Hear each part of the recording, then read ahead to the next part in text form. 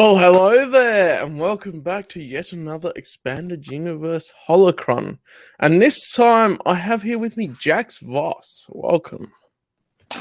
Hey everyone, it's good to be on here, Cal. Yeah, it's good to have someone else join as well, and someone that I've known on Facebook a little bit. But then I mentioned that you're joining. Yay! Nice to have a bit of variety. So I kept the Expanded Universe Holocron name going for another month at least, because we're going to be talking about purely Expanded Universe stuff. However it looks next month, we'll see. But there's always being able to join and talk about stuff, which is good. Yep. Just because of things happening. So yeah, nice. So first off, I guess the big thing... I want to talk about some EU news. And I think the first thing I want to talk about is some new Legends Essential Collection, or whatever they call it, Essential Legends Collection stuff coming out, because they're reprinting them under that different brand, of course. The new names. I'm probably gonna share this. There we go. Because this is where I tend to see it. See if I can bring it bigger. Yeah. So, first of all, I guess looking at covers. So, we have new covers for Dark Force Rising here. And The Last Command. It was a bit of a given that they were going to do the other two in the Thrawn trilogy, just because... Oh, yeah. I mean, that was... They did the first one and all that. Come on, they had to. Yeah. So, that's good to see. Some nice new fan art. Well, it's not fan art. I keep thinking of fan art now. Nice new art of Mara Jade. Yeah, I mean, they are closer to fan art sometimes, but hey. But it's new official art. New official art, which is always nice to see a bit. To get some actual Mara Jade love instead of what the other one just shows a stormtrooper with Han and Leia. I appreciate the difference. Which... It's nice to show, but I think I still prefer the other covers, which showed more unique characters from the book. Yeah, I like the old covers. They're better in my opinion. And the Brazilian covers are beautiful. Yeah, that yeah. And then we have Rule of Two, which is continuing that same sort of style. Yeah, I'm not a big fan of the way that they have kind of looking here. I'm not a huge fan of that art style for it in general. Yeah. But I'm not sure what they're trying to say through the colours either. No. Because they did red for Path of Destruction, which makes sense because Darth Bane, Sith, red, and that sort of stuff. Right. So, but not sure what they're trying to say through the yellows as much. Nah. But hey, we get another then again, it's not more official art, but it's always this style to me. I guess it's minimalistic, and some people like that, but to me, I like different styles of art. No, I'm not a big fan of style. Yeah. And then we have the main one I want to talk about. Rogue Squadron. Ah, yes. Rogue Squadron. Apparently, book 1 of the Rogue Squadron series. Which it just so happened to... Oh yeah, you don't have your webcam, so it doesn't matter as much. I have the Back to War still here. Oh, look, it's the X-Wing series. So they're actually rebranding it to say it is the... Rogue Squadron series instead of the X-Wing series at the moment. Well, I kind of understand the renaming of the series because the X-Wing series follows Rogue Squadron. Yeah. So I kind of get it. The second part of it follows Ray Squadron, but yeah. Yeah, I mean, well, it's mostly about Rogue Squadron regardless, but yeah. I get why they're rebranding the series. I don't agree with it, but I get why. Yeah. And Michael... And then they could call the other one the Ray Squadron series. The other thing is they could be trying to be subliminal. And going, oh look, we're bringing out a Rogue Squadron movie. Now people will Google Rogue Squadron and see the movie come up on Google. That's a possibility. Yeah, that is a possible reason for the name change. And then this is getting an unabridged audiobook, which will be really cool if we get the whole X-Wing series as unabridged audiobooks. Yeah, well, and that's, as you know, that is one of my primary ways of enjoying Star Wars content right now. Mm-hmm. Though I am going on vacation soon and will hopefully be able to get further along in my actual reading. Yeah. Hey, however you enjoy it. I'm more of an actual reader person, like, on the paper. Yeah. But audiobooks can work well, especially if you have long trips and things. So it's good. Oh, yeah. And so we have an unabridged audiobook. So we had Shatterpoint before, and now we've got X-Wing Rogue Squadron. Yep. So that's cool. But as far as the cover goes, I can't bring it up without looking at them doing this with it. It is kind of similar. How they've basically taken the same design and made it minimalistic and cut the other person out of it. Yep. It's like, yeah.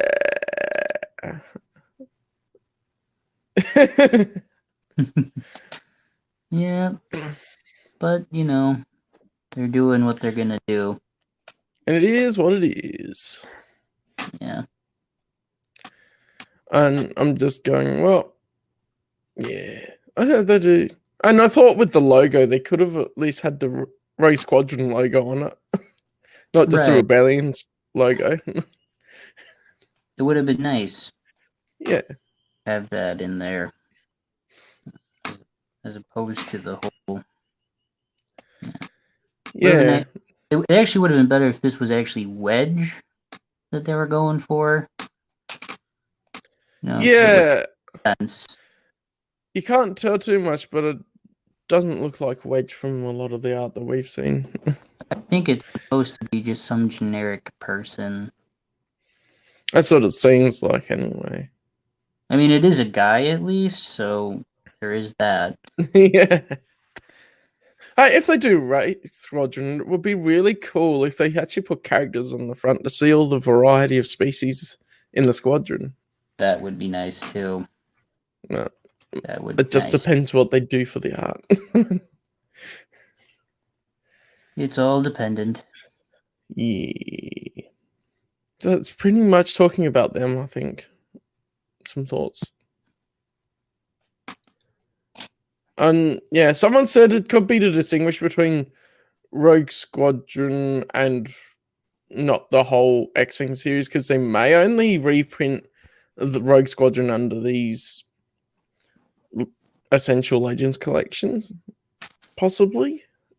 Oh, that's a possibility.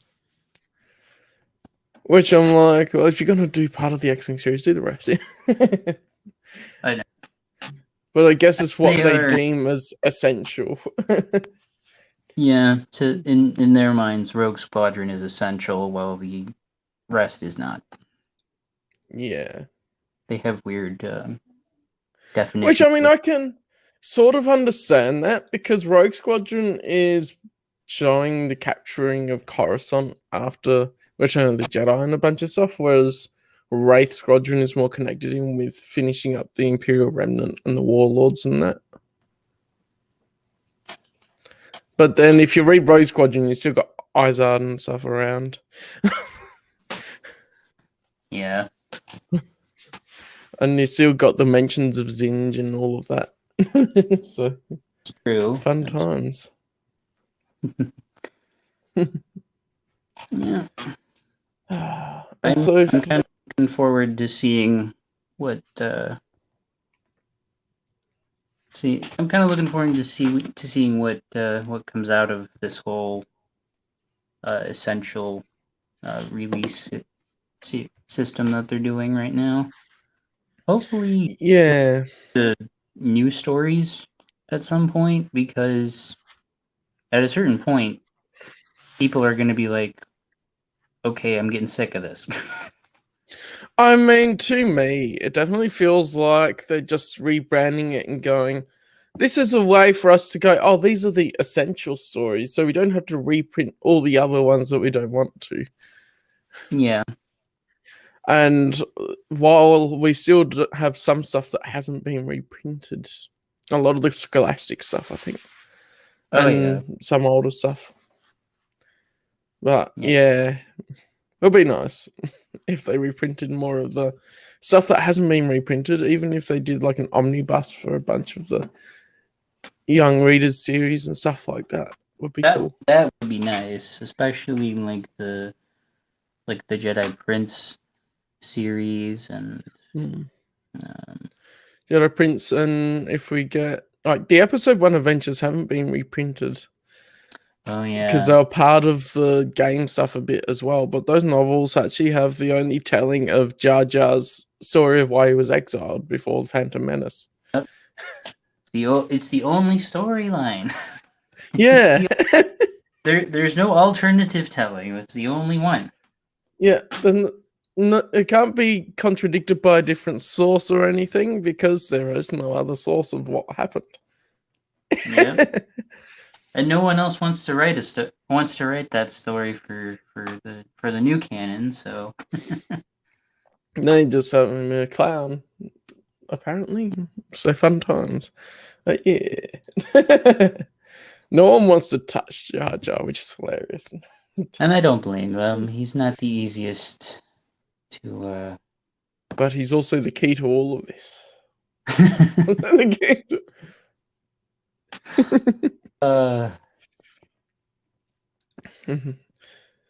Fun times. But I think that thinking of the key to all of this, Star Wars: The Old Republic has its 10th anniversary, and they were talking about. It's amazing. It's been 10 years. What they're doing for us 10 years. It came out in 2011. Yeah. What a journey. I remember. And it doesn't look like they're. Yeah. It doesn't look like they're acting like they're going to be finishing anytime soon, which is nice. No, I don't think they. I think they plan to keep this going for as long as possible. Because I think I'd heard that the contract for it runs out this year, so they must be renewing it because they are planning to do stuff through 2022 and stuff like that. Wow. So good. That's good. That's good. Yeah, it's good. We can keep enjoying our KotOR streams. Yeah. And stuff like that. For my own content, quick sidetrack. I've been busy and then I've been demotivated, and now hopefully I should be motivated enough to get back into some of the stuff. So yeah, finally get around to some stuff that I've been doing. Yeah. But yeah, so they've actually did a live stream, which I might react to separately. But they also have the takeaways in a form of a blog on the website. Oh. So here we are. So, Legacy of the Sith, the next expansion for Star Wars: The Old Republic. Because, I mean... yeah. And they were going to have another KotOR expansion because they didn't tie up the story from the last one. What a shocker. It's like, oh yeah, we're going to wrap up the story with Vitiate finally. Oh no, it's not quite finished yet. We started another thread of a storyline afterwards. Oh, hello, Teresa. Nice to see you. And then I guess the main other thing is they're talking about introducing combat styles so that you can separate your class story from the gameplay style, and you can have your characters use different weapons, which is really cool to see a change in that. Nice. That is nice that they give you that option now. Because it used to be very limited on what you could use. Yeah, basically you have one type of weapon per class, which is still what it is at the moment before they implement this. Yeah. And so the question was, well, why can't a trooper use the other weapons as they show here? You can only use the assault cannon or the rifle. I'm like, I get why okay. why you wouldn't want them using lightsabers, but come on. Yeah. They should be able to use the other class's weapons. Yeah, for sure. I think they should have that restriction in that the non-force sensitive shouldn't be able to use lightsabers. Yeah. But hey, we'll see how that goes. So I still have 2 class stories to play through on KotOR. I need to edit together, finishing off the Sith Warrior, which is cool. But for that, we can actually see some of this implemented throughout as I play, which would be cool. Yeah. We're going to have a return to Manan with a base of operations for your faction, which is bigger scale stuff, I think. Yeah. So it's cool. Because I tend not to do a lot of the big stuff with other players on there because I just play it single player a lot of the time. Yeah. I don't have a huge following, even though I've been streaming it, and that there aren't too many people that have gone, oh, I want to play with you. Let's do stuff together. So I haven't worried about it. Yeah, I've never really been much on the team stuff either. Mm-hmm. Which is a pain in the butt. I don't know why they can't do a Flashpoint version of the Death Master storyline, because that's locked behind an operation that you need to have a certain size group to go through. Yeah. Oh. Yeah, that is the frustrating part. Like, you are limited on what you can and can't do if you don't have enough people to do it with. Yeah. And so apparently there's a ruined Sith fortress on Elam, which may be where this is where the new storyline is going to take place on Elam, so that'll be interesting. We should see some Elam in, which would be cool. That's some interesting stuff. Okay. And I probably should download this art because I like it. Yeah, that will be worth it. And then there's Operation. Yay. Those are the things I can't do because I sort of part of a guild in some parts, but at the same time, I'd rather play with people I know a bit more and have fun that way. I was part of a guild with one of my characters, and then the guy in charge left, and then put me in charge, and then I got busy with life and didn't play for months, and then the guild just fell apart. Oh, I think actually one of the guilds that I was a part of, I looked back in after a while, and I was like, "Wait, I'm the leader? What?" Oh yeah. Yeah. Oh, hello, small time. Welcome. Yes, more EU. Playstyles of Republic. It's pretty much the last stuff that is keeping up to date with more new EU, which is great. There's been consistent throughout. For the most part, except for the addition of Raftars for some weird reason. They aren't in the main stories that I've been playing, so I just ignore it. They're like in like one side mission, I think. Yeah. We'll encounter it, but I think a lot of that I take with a grain of salt. A lot of the stuff they've added in is cosmetic, which is fine because I just ignore that. Yeah, well, I've never been entirely opposed to that lightsaber style, but I do think it's ridiculous. And if they're gonna put in those ventive ones, they should put in some of the ones that are in the older, back a bit more in the chronology in the EU. Sorry. Yeah, the more common styles that actually existed before. Yeah, because there was a vented lightsaber that was like a V on the hill instead of completely flat, and that sort of stuff. There was also the one where it just vented out of one spot. Yeah. But that was a Jedi Master in the Clone Wars comic series. Yeah, there you go. He's like, I don't know, this looks cool. Ben.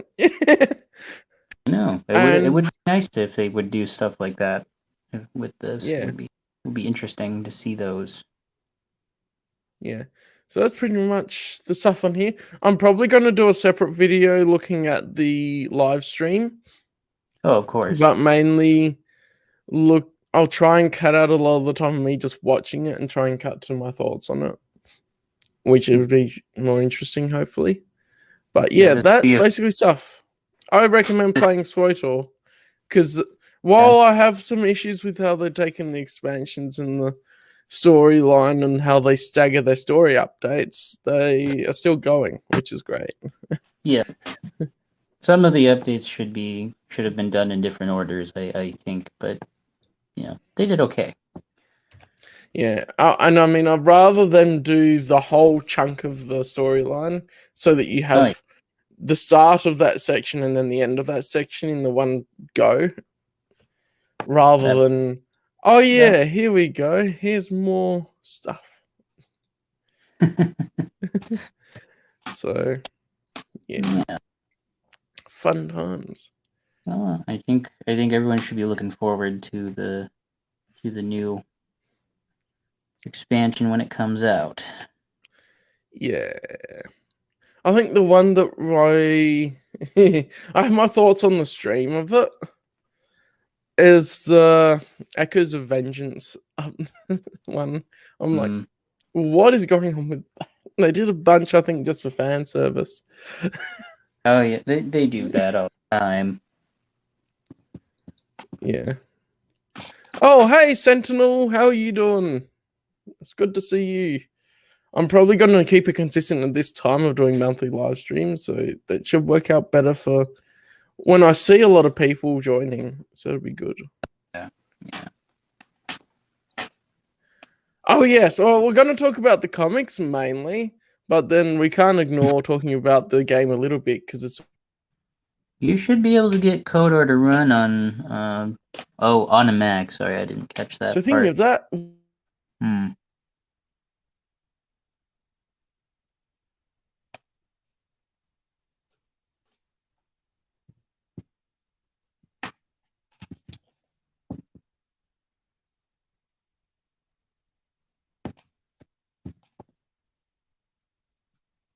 And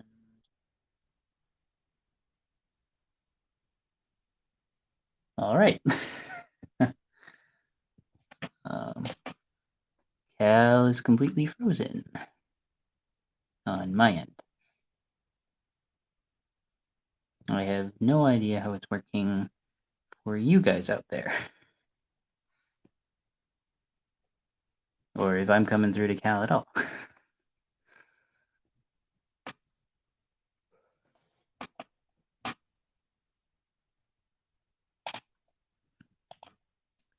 So, for those of you who have no idea who I am. Oh, okay. Here we go. My internet decided to conk out for a minute. I don't know why. Yeah, it was weird. I was just about to start and I'm like, wait, what? Everything stopped. Yeah. Okay. So. Also, get a cheap PC.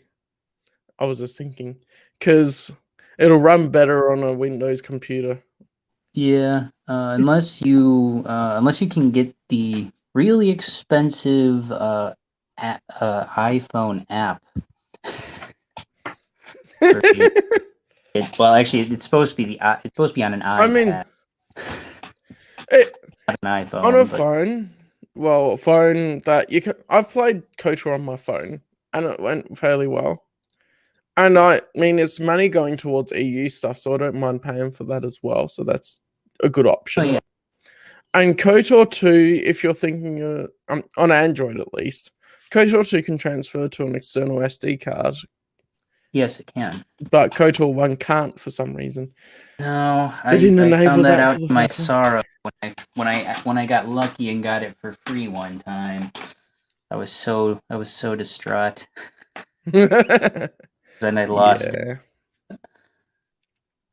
Oh, that's that. So, when talking about the comics, what are your overall thoughts of the comics first?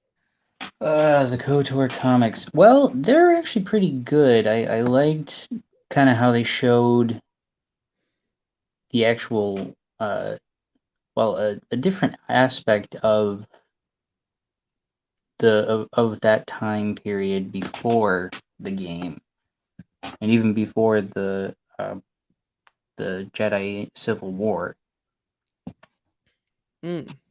I thought it was I thought it was a really good way that they did it. My only thing is I'm not terribly fond of the Covenant so much, but I understand why they made that story. Yeah. I guess it's to show flaws of the Jedi, right? And that they had their own factions inside the Jedi. They were trying to do their own things. Yeah. Well, and I did appreciate that they maintained that this is coming off of, this is the generation these are the next 2 generations after after Exar Kun.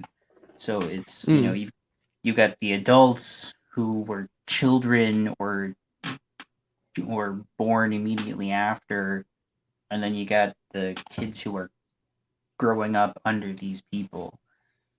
So it's kind of an interesting thing to see how the Sith War affects the way that the Jedi are thinking now. Especially because I read it chronologically, and I went from the Sith War and then Redemption into the Knights of the Old Republic comics, and it's really interesting how it's connected together. General Kenobi. Anyway, yeah. That's that bit. You were going to say something, sorry? No, I'm good. Nah, that's all right. It sounded like you were about to say something and the General Kenobi just because we can. I was just agreeing with you. Oh, yeah, cool. Yeah, a lot of that. I really like how the dialogue's written as well. It's so fun. And the formula, I think, could have worked really well as a TV show. I honestly saw at certain points in reading the comic, because I was going back over it over the last couple of weeks because it's been a while. Yeah. And I was like, this could have made an excellent TV show. Yes. I was thinking that too as I was reading through it. I'm like, damn, they had a formula there that really worked. Like, I swear each comic could have been its own episode. Like, each individual issue. And you've got 50 episodes right there. Right. Perfect. And heck, they could have... I mean, it'd be hard to continue the story outside of Zane, but you could if you wanted to. Yeah. I mean, they didn't really discount that they could have written more stories at the end with him. Oh, yeah. The crew. Because there's still more. Like, there's quite a lot they could have shifted the focus to Malik entirely at the end. Yeah, and changed direction and whatever they wanted to do with it. Oh, yeah. I like the idea that it was a bit removed, but then it's also quite connected into the game, though. Because people are going, oh, we're going to call you Darth Sion or whatever. There will be spoilers. Here be spoilers. Every KotOR player will be like, I get that reference. Yep. Well, and the best part is that they did let you know. Well, we'll get into that when we get into the comics here in a bit. But whichever direction we want to take it properly. Yeah.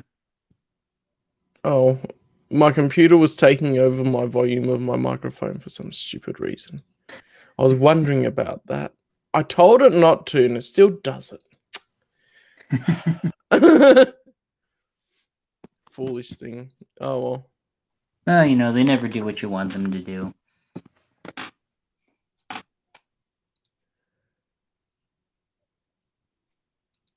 Alright.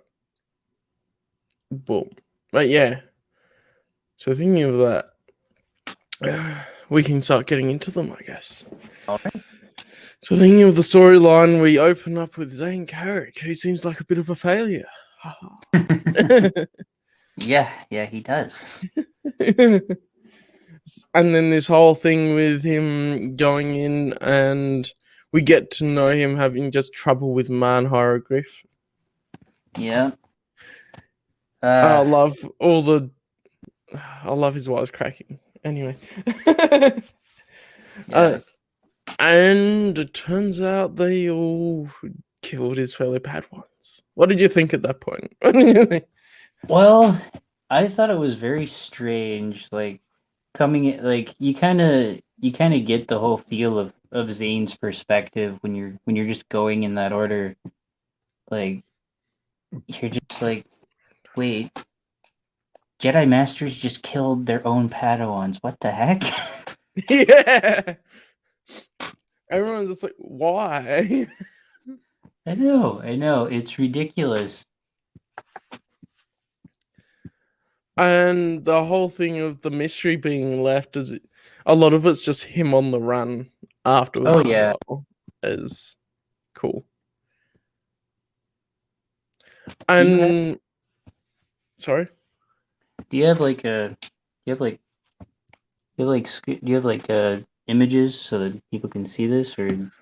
I could pull up some images, but there's 50 issues, so Oh, I know. I know. There's a fair bit. I just want people to be able to kind of know what we're talking about. Should read the comics. They should. They should. At least try to read, the first 20, so you're not totally lost. Yeah. You know? I mean, that's the point of announcing it last month. Yeah. Is that we do have the ability to be able to give people time to read them and stuff like that. Right. Yeah. I admit I I don't know which. I forget which issues which exactly now. But that's all right. Yeah, for the most part, it's not too hard to follow along. I will say as well, the art style's really good. I did enjoy the art style too. I liked the beginning art style a lot more than some of the later issues. Some of them. For the most part, it was pretty good art. Yeah. There were a couple it was like, okay, here we go. This is notable because there's Revan in the background. Yep. And over up here, Revan. Yep. Which John Jackson Miller shared, and now I'm like, oh, that's really cool. We put it in so early. Yep. I mean, this is the start one. So it's just basically setting up plot and stuff. Aha, April 2006. I've got the single issues. It's interesting to read some of the background stuff in the single issues like this. Oh, yeah. That might be missed out if you got an omnibus or something else, or trade paperback. Even some of the online versions that you can find won't have that. Yeah. I think this is the one because it says Jedi Betrayed. Hang on. Yeah. This is it. I might as well switch over the screen. Because, I got different windows for the different issues now. Go. We start his chase through going after Griff. Man Hieroglyph. And then this is the part where we get to know the characters a bit first, which is nice as well. It's not just, we jumped in and did the... I like seeing a Basilisk as well. Yeah, it does help. I appreciate that they took the time to include one of these guys in there because at this point, the only one we were familiar with was Dex from episode 2. So it's nice that they added in one of these guys. And I think it's one of the things that shines in these comics as well is the amount of different species that are in it. Really represented well. Oh, look, representation, diversity. Yes, different alien species. Right. His own character's a great character. He's lucky, but he often makes his own. Like, well, not wrong. Everything balances out, doesn't it? It does eventually. He sort of feels like he's got bad luck, but at the same time, if he really had bad luck, he would have died. He would have died here, yeah. But if they only waited for Zane to show up and then did it, he would have died. But they explain why they didn't do that later on. Yeah, true. Because that was their initial plan. Yeah. But yeah, we got that spread. Yeah. And this is so cool. It feels a bit like a slasher horror story for a moment here as well. You're late, young. To be continued.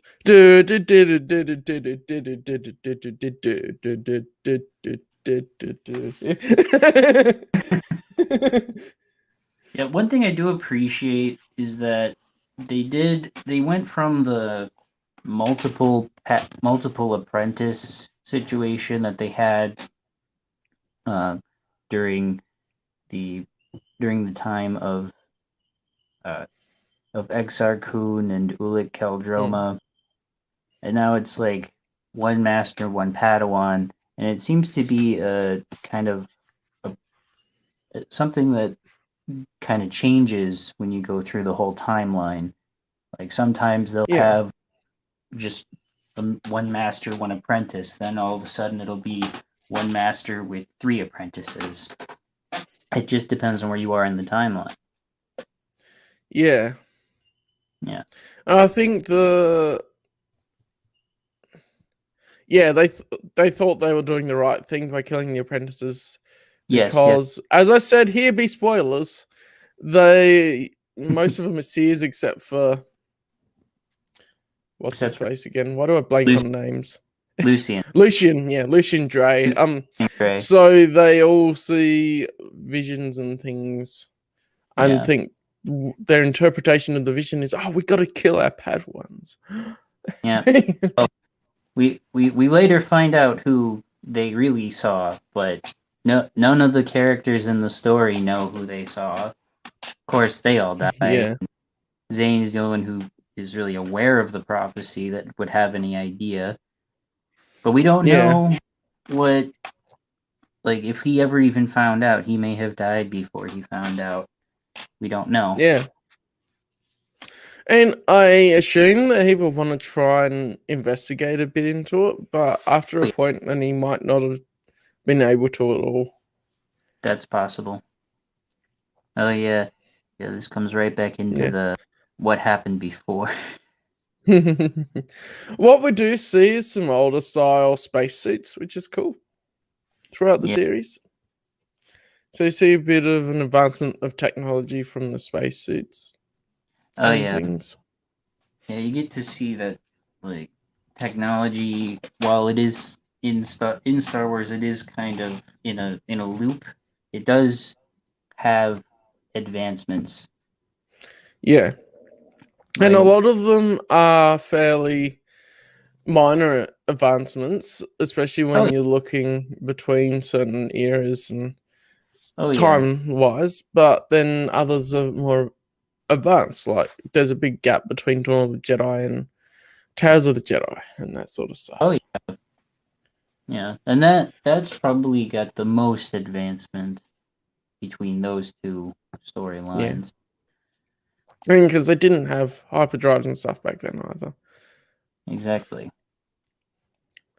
Whereas I think between the Old Republic video game, which a lot of people refer to as having the level of technology they had, and what we see in the Phantom Menace, I think there must have been some sort of void in between, and I reckon it's probably connected to the Rakatans, because a lot of the technology is reverse engineered Rakatan technology that they had to have something that set them back in technology, and they had to reinvent a lot of things.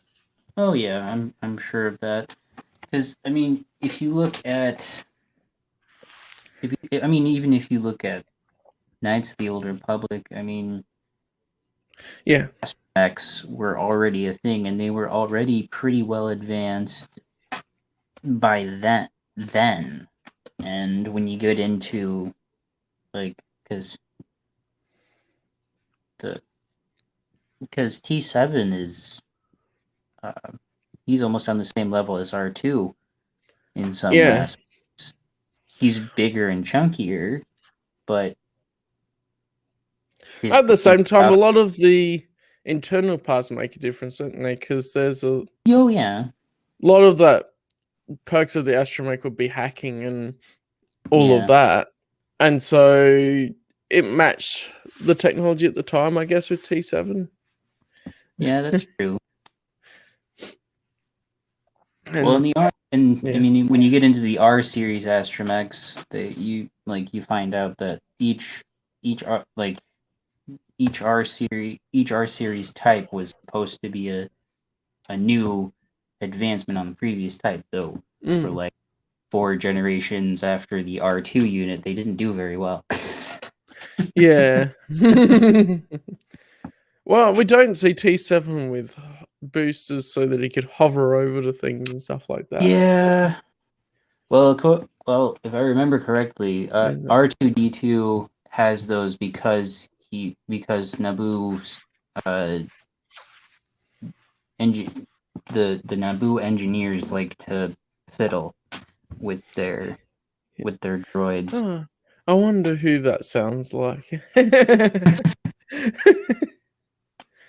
Oh yeah, cool. I thought it was really cool on this panel how we see them fighting rat ghouls and how they connect that in on Taris, which is cool. Yeah, this starts on Taris, by the way. Yes, it does. It does. Yeah, we kind of skipped over that. Which draws a parallel to starting a story when you play Knights of the Old Republic and start on Taris. You do start in the game. And you sort of start on ship, more. But then you crash land on Taris as your first planet. Yeah. The ship's just a tutorial section. Right. Well, that's the way it is in both games, actually. You got to get through the ship, and then once you got through the ship, it's like, okay, you're set. You know how to play the game from here on. Yeah. Yeah, no explaining how the D&D inspired system works. Just go for it. Yep. So that's cool. And how Zane ends up working with Man Hieroglyph because he was gonna take him in, and then he got attacked and was like, "Yeah, we're getting out of here. I'm going with you. Help me." Yeah. And it's funny how Zane ends up with Griff, because after all the all the times he's tried to capture him, and because it's pretty much stated he's been trying to catch him for a long time. Even before we so it's a common thing. They always try to he's trying all sorts of ways to capture Griff. Well, Griff is trying not to get caught. Yes, all of that. Well, he describes himself as a mastermind. I wouldn't call him one. I mean, that's who he is. I love how it just ends up calling Zane Minion after a while. Oh yeah, that was funny. That's hilarious. But he's in turn right now. Jarail comes in so fast and hard. Yeah, she has no chill at the start. Oh yeah. Well, she never really has chill. I mean, they do she does near the end. I mean, you see her in the dress and then sitting at the table having a drink, waiting for him. And it's like she's chill there. Well, yeah, because by then she spent a lot of time around him in particular. Yeah, trust him and all that. Has also found out more about herself. Yeah. which is very interesting. Oh yes, that whole plot line. Yes. Showing how bad Zane is at lightsaber combat as well. Oh yeah, he's like the worst. Which is actually funny because you sort of tend to want to see a Jedi that's half-what capable, but then they just go, "No, he completely sucks against everyone." Right. Well, and I think that's kind of. I think you can kind of appreciate that they're actually using like the worst possible Jedi as the main character. Yeah. Well, what appears to be anyway. Yeah. But that's what allows a lot of story opportunities to open up, I think. Yeah, and I do like the character of Camper. Yeah. He's such Especially an near the interesting end. character. Oh yeah, towards the end of his of his story, you find out all this stuff about him. Which, out of interest, Star Wars: The Old Republic connects into. Oh yeah, it does. So that's another reason to play Star Wars: The Old Republic if you haven't yet. Is you get to see his legacy. It's all connected. There's so many connections in the side quest, but he's actually got a connection in one of the companion stories. Yeah. With the Van Drake generator, so that's cool. They managed to finally get off Taris. Yay! Yeah, Camper had to, fiddle around a little bit to get up there, but That's how it goes. I also like how they advertised this one in like 2 issues before, but then it skipped an issue and then present this cover. Oh yeah. Hi Omni, how are you doing? Oh good, now I can torture Omni. He doesn't get enough of this in the Discord chat. Nope. So the interesting thing of Camper is that he seems like his mind's gone because he's older. Yep. But in actuality, he's really he's a genuinely intelligent guy. Yeah. And he did it on purpose. Oh yeah. Yeah. That's the best part. Yeah. There's so much. And there's a lot through 50 issues. Mm-hmm. I can't. We see a Yoda species here. That Vandor, cool. Who is in both. Yeah, because there's a long-lived species. He's in both Prequel games as well. Yeah. And he's in. Which of the other 2 games is he in?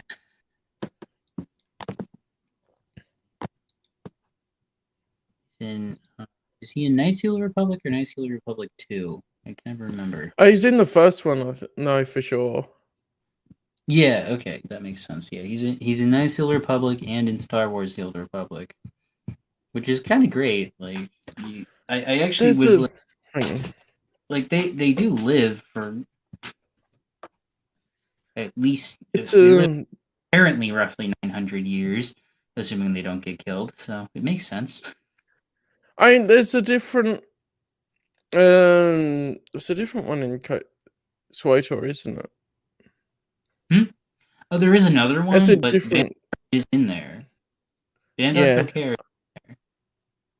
I forgot that he was in. Oh yeah, that's right. He appears as in the Noeticon. That's right. Yeah, he has a. Yeah, well, I think he's in a side. I was thinking of ones that were live.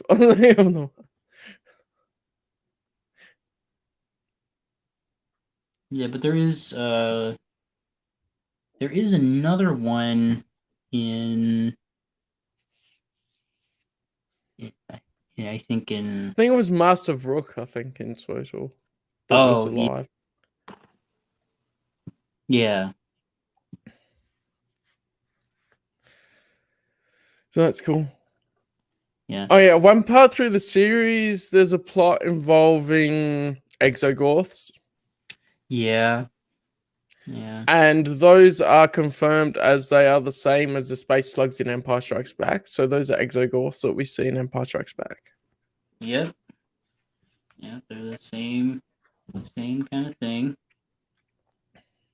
Yeah, that's cool. Possibly the one that we see is in the scene when we get there, but we don't know that for sure because they won't confirm or deny that much detail. No, they do live for a long time. Yeah, and no one is sure of their exact lifespan, so they don't specify, but they do reproduce as well. So yeah, so it could be is he T-posing? Yes, he was T-posing to assert dominance.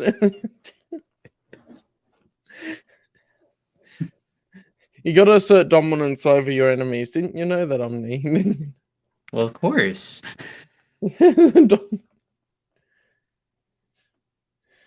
Yeah. I love how all of these, like, I love how this constantly is just Zane going from one bit of trouble to the next, and it's all the same trouble. It's always the same thing that's causing him trouble, for sure. Well, it's like half the story. He's just constantly running from these guys. Yeah. Until they wrap it up, which is cool. Yeah. You should T-pose on your stomach. Lay on the ground and just T-pose on your stomach.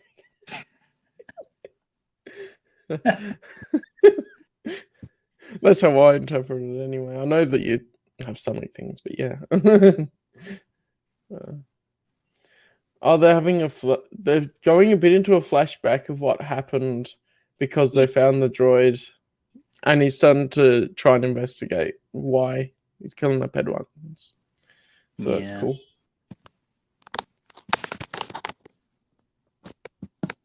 Also, his face changed a bit here.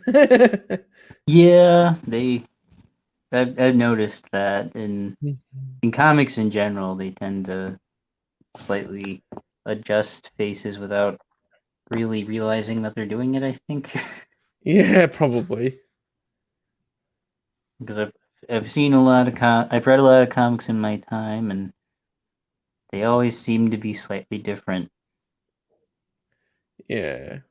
I like this plan that Griff has, and how Zane's just like, no, I'm just gonna turn myself in. You know, it's the right thing to do, and you know, I won't get with you. I won't have to hurt you guys anymore. Then Jarrell's like, he's a genuinely nice guy. So Jarrell's just like, what's wrong with you? Yeah. Yeah. Oh, goody. We start seeing these parts, thinking of the cover with the questioner. I love getting the whole. I love when they finally brought the Mandalorians in. You get to see the Crusaders. Yes, and the Basilisk war droids. Yeah. Basilisk war droids.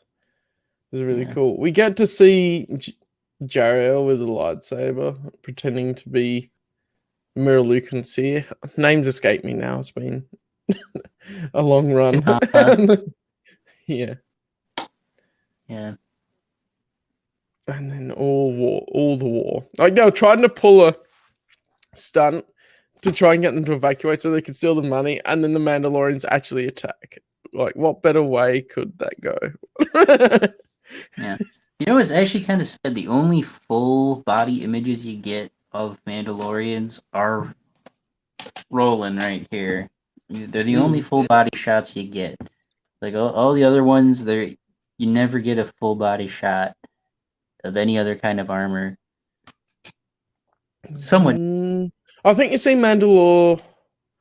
Oh well, yeah, you do get Mandalore. You do get Mandalore. But otherwise, they're all pretty much start wearing the matching. It does go into the Neo Crusaders. You do get this guy with the these guys, yeah. Probably because they are more unique designs, whereas later on they all ended up getting very similar armor designs. I And it love wasn't the worth different it. helmets.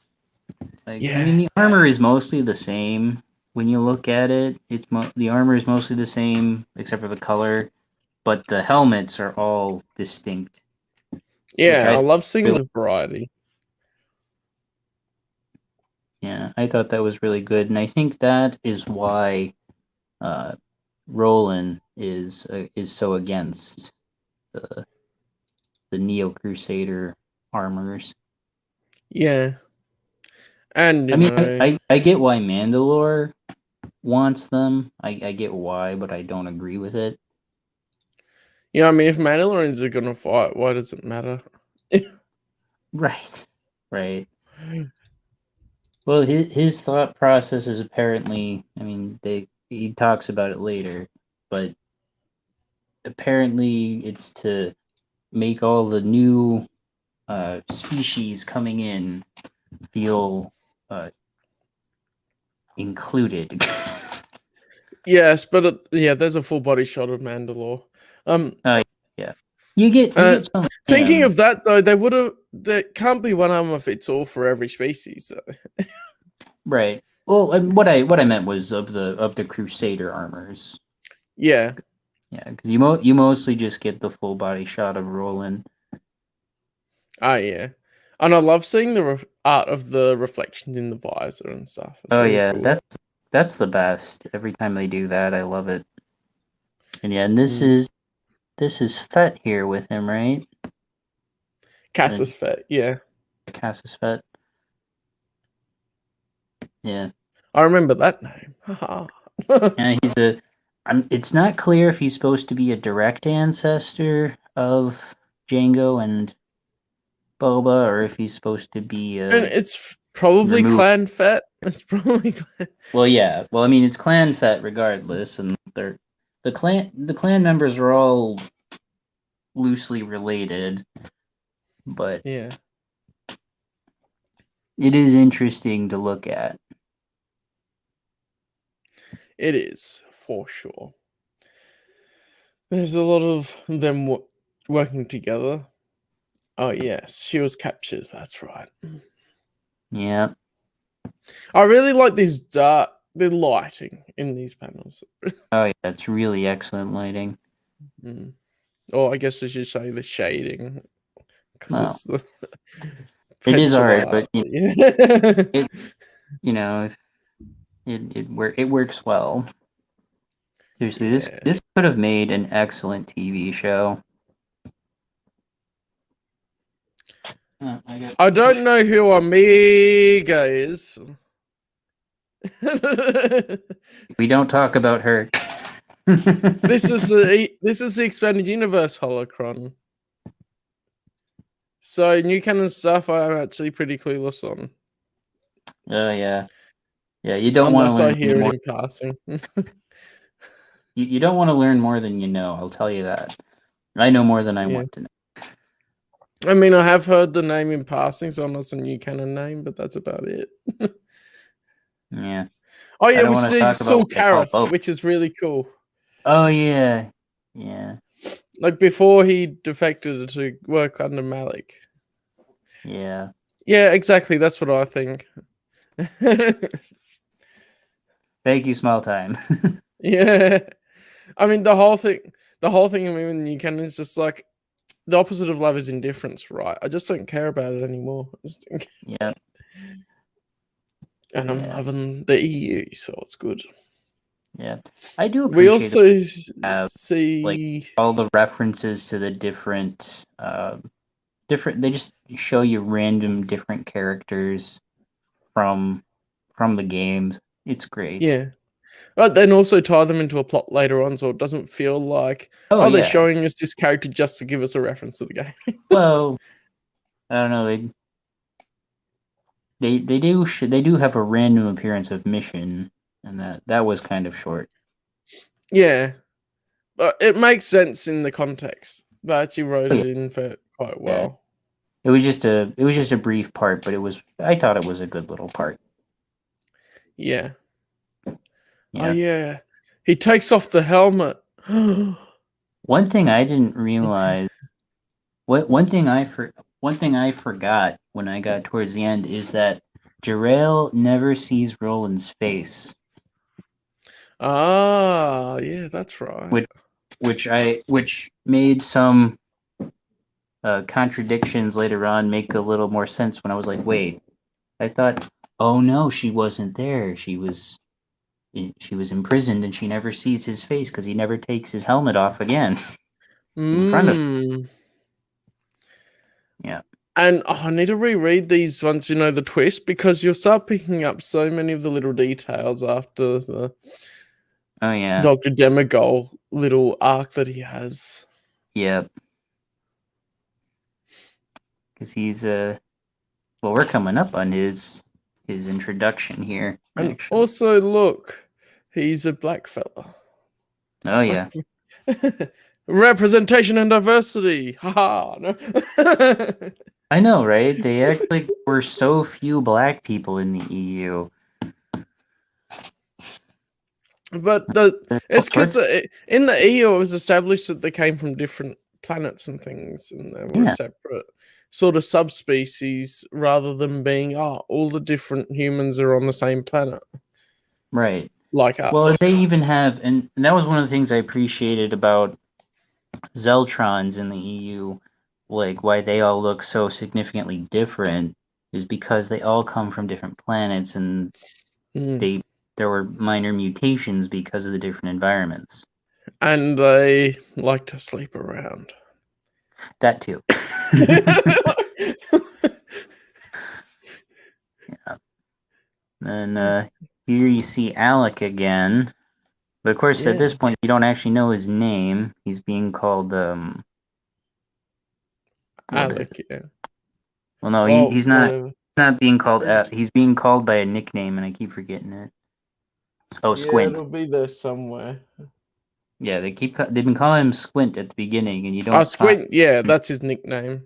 And then at the end of this little arc, you find out his name is Alec, and he kind of falls in love with Jarail during this time here. And here's Demigol. Demigol in the flesh armor. Yep. We see we pretty much see a full body panel of him too.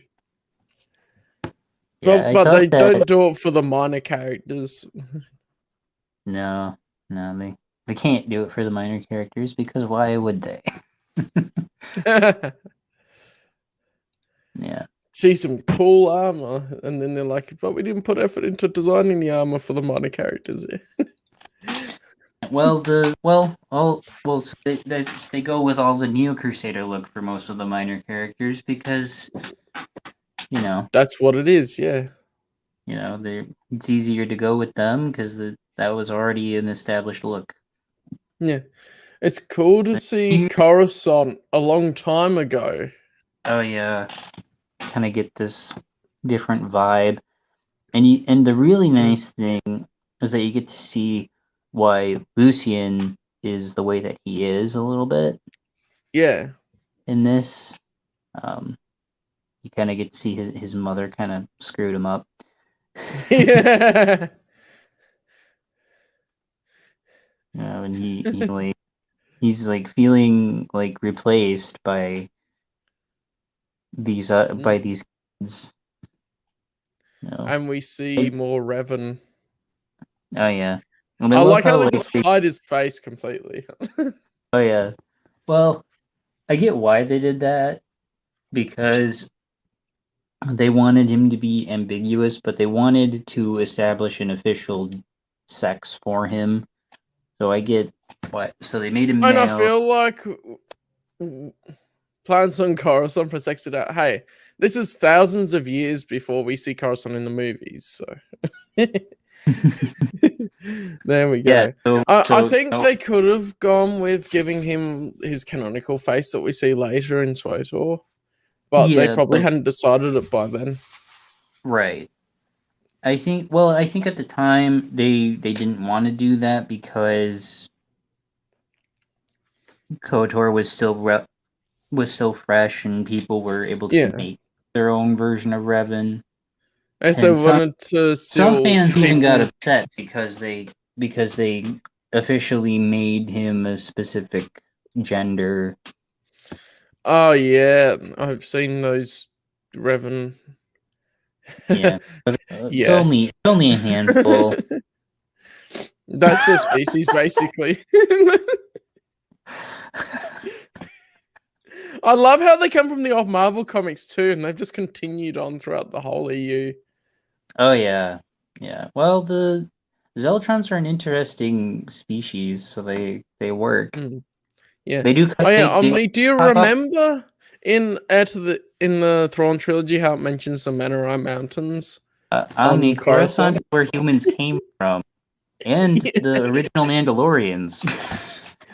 It's been the tongue, yeah. It's been a whole built-up thing, but originally there was planet under there, yeah. Yeah. But yeah, that's cool.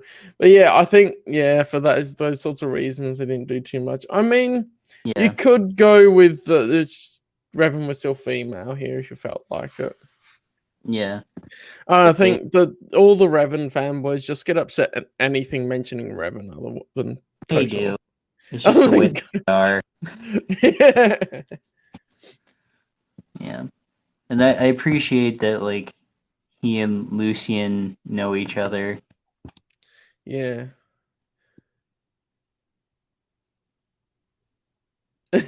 Yeah, that's what I'm thinking. That's still sea canon to me. All the stuff of how they act and stuff. Oh yeah, no. Most of the way that most of the things in, I mean, I consider most of the old Marvel comics to be C canon, even though they're officially S canon. They don't contradict that much. A lot of them fit quite well. I think there's some that you go, obviously, there's going to be a bit of difference here. I was like, but S canon to me, while we're on the topic, is very much everything happened, but it might not be exactly as it was depicted. Right. Like, for example, like that's how most of the Marvel comics are treated, and how the Jedi Prince series is treated as well. Because like they have established that that Trioculus existed, and they've implied that Triclops and Ken also existed, but it's not as direct with those two. Yeah, and the characters were there, but then obviously the Jedi Prince series were written early on and for children, and it's very different. Even though you have people melting in acid and everything. I mean, the Clone Wars micro series and the Filoni series are technically for children as well, but quite a lot of death and violence in those. Yeah, which is interesting. Though the micro series, the clones were way more badass in my mind. Yes. So you see how Lucian's a bit more messed up as well. Oh yeah. Yeah, she just cool. like she just screams at him over like the stupidest crap. And here I know. And here you get the introduction to Hazen, that last page. He becomes important later on. I like how they drop there, and then they don't pick up on until much later, which is cool. Oh yeah. Yeah, and I love that because like you get like they hide his face like every time you see him until the end. What he did to Lucian actually reminds me of how Palpatine manipulated Anakin. Oh yeah, it's very so there's a lot of parallels there, which is really cool. Yeah. See him talking to council. I do like his outfit. I think it looks really cool. Oh yeah, it's very like. I also like that you can kind of see that the way that Jedi were so different, and they were more like willing to like be more political and more high class than they become later on. Yeah. By the time of the prequel. And Lucian was still connected him with his family as well. Yeah, that's because of his mother and stuff. Right. Well, and this is before they decided that attachment, like the whole attachment was not forbidden until much later. They suddenly decide attachments are bad and that marriage should not happen with Jedi, and it's because that happened after KotOR, didn't it? It happens. It happens actually between. I had a moment. It happens between the end of this comic series and the game. Yeah. Okay. Yeah. Because of. Oh yeah, that's right. Because Revan and Bastila. Yeah. I think it. Because I was just trying to think. It must be what they found with the Covenant and Lucian and his mother and everything helped influence them to go. We need to make sure that we don't have the family influence there. Yeah, and at this time, there's just one school. There must be genetic weapons created by the galactic government. Which galactic government? That's the question. Yeah, at this time, there's like 4. Yeah. 4 or 5. The Hutts are technically galactic. The Mandalorians are galactic. And the Republic is itself galactic. They call themselves the Galactic Republic, but they never hold more than 2/3 ever. Oh, you said the Galactic Republic. And the Sith are still out there hiding away at this point. Oh, yeah. I sort of the Sith hasn't come back, have they? It's more they're hiding away later on. But you don't like the Sith. You don't they're hiding away when you've played the Old Republic, but at this point you think that the species is all but extinct. Yeah. And then when you get back into what's happened with Vishit and that, you know that they were hidden away, very similar to the Knight Errant era. Yeah. As far as hiding away. Exactly. Yeah. Yeah. And then you see Lucian wrecking all the other ones because they're seers and not in combat. They're consulators. He's a full on. Yeah. Which is actually interesting. You see them all with green lightsabers, and he's got the blue to line up with the game. Yeah. Well, because at that time it was a requirement. For the lightsabers to match up with the alignment. Yeah. Which is cool. See his mum being annoying again and telling him off. Well, correct me if I'm wrong, but she's half Miraluka, correct? I forget now. Hang on. It was either she was half Miraluka or her husband was. I don't remember which one of them was. Because he's 1/4 Miraluka, and I just don't remember which one of his parents was half. I think his mom, because she's the seer. Yeah, hang on. More common than Miraluka.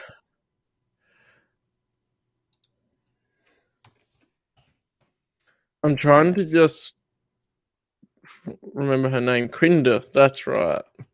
Yeah, Krinda Dre.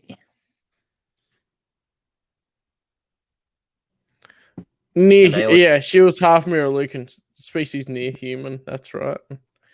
Yeah. Very different. No, but can you disprove that they use any in the gaps in the timeline? But yeah. She's half Miralukan, so she's basically human because she's just a Miralukan with eyes. Yeah. With a higher sensitivity to the Force. Pretty much. And she's so hard on Lucian because he didn't inherit her affinity with the Force. He inherited at least in the same way. Yeah, well, he inherited his father's affinity with the Force, not so he doesn't really get visions like the others do. Then here they show Hazen's appearance. Yes.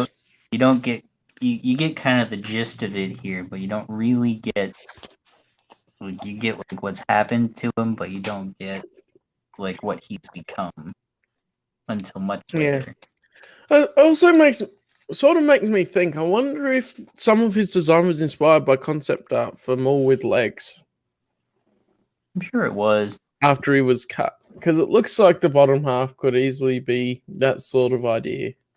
Well, it does look similar to that, because like the video game, that non-canon video game where they had him with. And I mean, we see in Old Wounds his look and that sort of stuff. Yeah. And that was based off concept art from Revenge of the Sith. Right. In Visionaries, so that was cool. Yeah. Could have influenced it over time. Yeah. See him as a Rasputin type of character. I don't know if Rasputin's the right one. I would argue more. I would argue more along the lines of Machiavelli. I'm bad with history. Also, pointed ears is like. It's do you want to put an elf in Star Wars? Yeah, well, she's half Arcanian offshoot, half Sephi, which they don't really tell you this until like way later. It's like the last few issues is when you find that out. Yeah, you go delve into Jariel's past, but yeah, I was just looking at it going, elves in Star Wars. Oh, that clicks now. Oh yeah, the Star Wars elves are Sephi. Yeah. And they live a surprisingly long time too. So after going to Lucian Dre and more of his story, we come back to Jariel getting experimented upon. Well, wanting to be experimented upon. Yep. And here, Roland's bringing in Zane. We see that Alec is bald now. Yep, he's lost all of his hair due to all the torture. That's really cool. I love these sorts of panels. Yeah. Seeing inside his workshop and everything.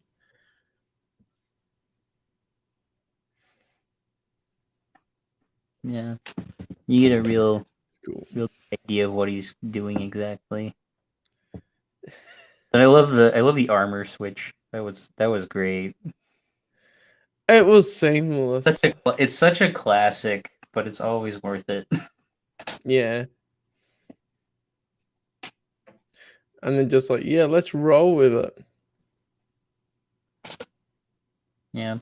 Well, and I always forget that the helmets always have these voice modulators, so like people don't realize that it's a different person because it all sounds the Griff pretending to be an admiral. Yeah. With the fancy epaulets and everything. Oh yeah. It's great. It's great. Yeah. Well, everything. I think the one thing is Demigol was so. I mean, they didn't know Roland too well to know all of his speech patterns and that, but but he pulled off playing Roland for so long. Oh yeah, he did everything. Really did. Yeah, but we haven't quite got there yet. We're almost to that. No. If you're joining the stream and we're talking about the KotOR comics, I would assume that you're doing at least know a bit about the story. Yeah. Here we go. Oh yeah, I think this is I think this is a great meme format. If you have something he says here and then so be it. That would be great. Seriously, someone should do that. My tablet died where I had the screenshot of it. That was disappointing. Oh man. I need to take it to the shop and see if they can recover the data from it at all. Yeah, I could. Because I just want the photos, and it's under warranty still. Yeah. But I love something mucked up with it. Because for like a lot of people don't know. I mean, a lot of people don't know at this point. I mean, I knew that Alec was Malik. Oh yeah. Or like before, because I read a lot before I read the comic. Same. And and so when I found that out, I was like, oh, that's cool. His name was Alec. And then when I found out that this was Alec, I was like, oh, actually, I suspected, even before he said his name, after he went bald, I'm like, is this Alec? Is Squints a nickname? Yeah. And then he says Squints is a nickname, and I'm like, okay, this is Alec. Yeah. And so it's like, and now he's wearing the suit, and it's like, Yes. It's like, we know they're wrong. So I don't know if we want to go through every single issue. No, we can jump ahead. I think there was a subplot with Zane's dad. Yeah. Oh, the Mumo brothers. Yes, the Mumo brothers are brilliant. The Mumo brothers. Gosh. They're like the dumbest Ithorians ever. Yeah. It's like, how did they get such stupid Ithorians? They're supposed to be intelligent creatures. I guess that's the point. What if you just have they're supposed to be intelligent creatures and make them stupid? Yeah. Well, and apparently even their mom was dumb too, so yeah. It's genetic. It's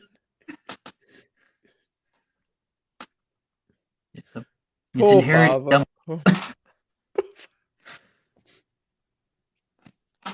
I mean, I don't think anyone has, because they're fictional. It'd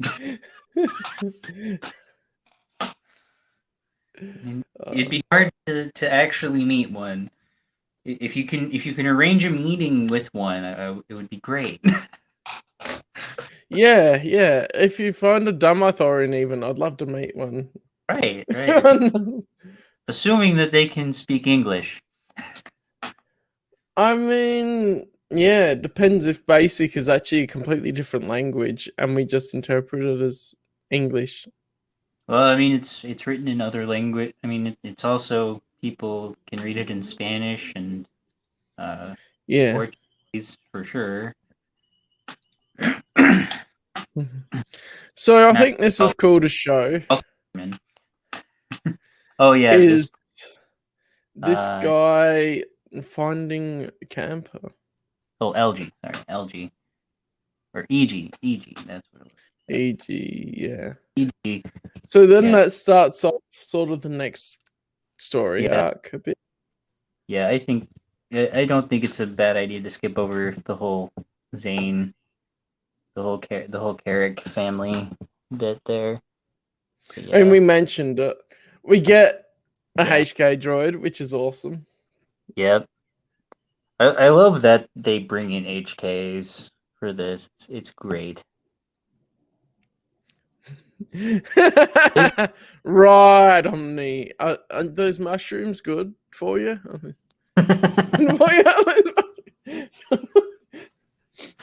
Yeah. I feel like the HKs are like the precursors to the IGs. Yeah. Well, that's sort of the same idea of a combat droid for assassinations. I mean, not the 100 series, but the before the 100 series. IG-88, haha. Yep. So that's cool that we see a bunch of them. Yep. I'm just looking. They take it out, roll them. Ends up killing it. I think this panel's here. Yeah. It's cool to see. Jariel with a chain whacking it. And it's getting slowly destroyed, but I love how it stays in character the whole time. We're just telling him to stop. Yeah. I mean, even 47 is that. Oh yeah, this whole thing where they Slisk. Oh yes, we got to mention Slisk. Oh yeah, we forgot Slisk. Yeah, he's kind of important. But he's also like the antithesis to what the Trandoshans usually are. I know, which is hilarious. I swear they like just broke every stereotype. Yes. For this, it's like we should have had we have bad Jedi, like truly bad Jedi, and then we have a guy who just sucks at being a Jedi, and then we have the Trandoshan that sucks at fighting. Trandoshan bounty hunter ever. He's a ship thief. He's a ship thief. And really stupid Ithorians who are also bounty hunters. Yeah. Yeah. And here's Karth. Yeah, we see Karth, which is cool. I'm glad he got a few issues. A few. Yeah, and he actually ends up helping Zane a bit, which is nice. Yeah, that was actually quite exciting, and I like that. Like you kind of get that Zane kind of can receive visions. And I guess it's the idea is like when you know about the Force, it can give any Jedi visions. Yeah, but it just depends on where they're at and what the Force wants to show them. Right, and with the with Jedi seers, they can actively look for them, whereas other Jedi can't. They train to see them, which is the thing, I guess. Yeah, well, and only certain Jedi can learn to do that, apparently. Yeah. And it's like the general idea of there's the Trandoshan flat cakes. I love that. It's basically the Star Wars version of pancakes. Yes. But I mean, the whole thing of affinity towards certain Force abilities has always been a thing since the EU started. Because like we see in early stuff how some Jedi are better at finding control with the Force and manipulating things than others, and that sort of thing. Oh yeah. So it lines up with what a lot of people see. Yeah. Karth is. I feel like even if you aren't familiar with the game and Karth in particular, like you kind of get to like him just from Karth definitely talks more than he did in the game. Yeah, right. He's more conversational. Yeah, like man, he must have really gotten scarred. Yeah, by the Force. He got really scarred by Karth's betrayal for sure, and that's why he doesn't trust people. Oh yeah, I get it. We see nice shots of Republic fleets. Oh yeah. Zane just ends up being captured by Saul, even though he went there willingly. I'm like, what? It's funny because he's like just as terrible with that. That's his luck. Yeah. It's also hilarious how they're all attacking and then they're both like, oh yeah, let's sell more things and try and keep going. It's like, oh no, we're gonna die. Oh no. Yeah, maybe he was right.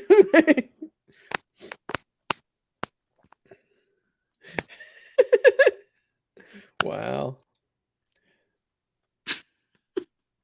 The Wookiees are not the Rachni. The people, yeah. We see that Zane really cares about everyone still. Yeah. Mm-hmm. That And outfit for Alec is definitely looking more like Malik. It looks what after he gets the tattoo, it's all but clear. Yeah, It's 100%. It's almost completely him. He just needs a cape at a certain point. Yeah. Yeah, by the end it's And just to like lose his jaw. right. Well, I actually would like to see I'd like kind of like a novelization, like a novelization of the like an official story novelization of both games. Yeah, that'd be cool. It would be great to see, but I doubt they would ever make that. No, they tend not to touch them as much. No. But at the same time, then we'd have what canonically actually happened. Yeah. I think it would actually be interesting if they would just like either write like a couple of books that explain what happens between issue 50 of the comics and like because like you get the gist of it from the game, but like I feel like there's so many details that that aren't quite as clear. Yeah. They probably would be if like, it you get the major events, but then you got, well, what did Revan actually decide at those points? Right. Because a light side of Revan could still persuade everyone to give him money. Right. Yeah, here we got Jeriel landing on their home planet, which is cool. Oh Arcana. Yeah. Arcania. Yeah. Arcania, yeah. And this whole thing where we see Roland interestingly into science. Mm-hmm. That is cool because we see that she's just infiltrating to get help for Camper. Yep. And does makeup so she doesn't look like an offshoot. Yep.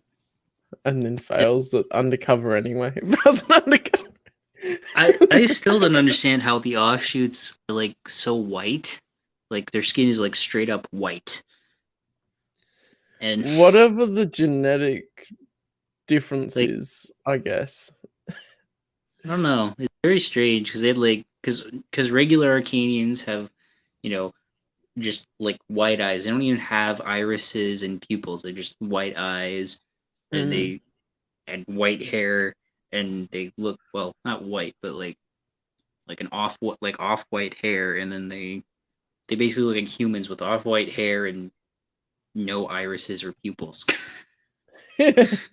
Yes. And then the offshoots, they look like they're these pale skin. They're these pale skinned, white haired, pale blue eyed creatures. It's like, okay, what did you do to them? Yeah. How did they end up that different? I know, right? Oh. Yeah, that's what happens when you tamper with your genetic makeup. Here's where we see the Exogorths, which is cool. Yep. And I mean, they capture her and then threaten her to get Camper to work for them, obviously. Yeah. It's cool. I mean, I would also like Sales anime, but I think an original storyline would be good. Or if they did it for the EU do it for adapting all of the EU stuff as a series or something like that. Yeah. It'd be great to have a whole... We see that how they sort of force this situation where the Mandalorians are in the presence of the Republic forces, and yet they sort of have to get along. Yeah. Also, he reminds me of someone from a movie that now I'm blanking on the names of things. Oh yeah, that design reminds me of the garden where Thor landed in one of the Marvel movies. Oh, the Game Master, or no, not yeah, the Game Master. That guy, yeah. I think we both know who we're talking about.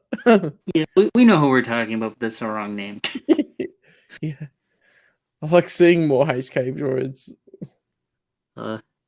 And how they force Zane and Lucian to fight together. That's hilarious. So, I liked how, like, Lucian and... Yeah, that one. Yeah, that character, that guy.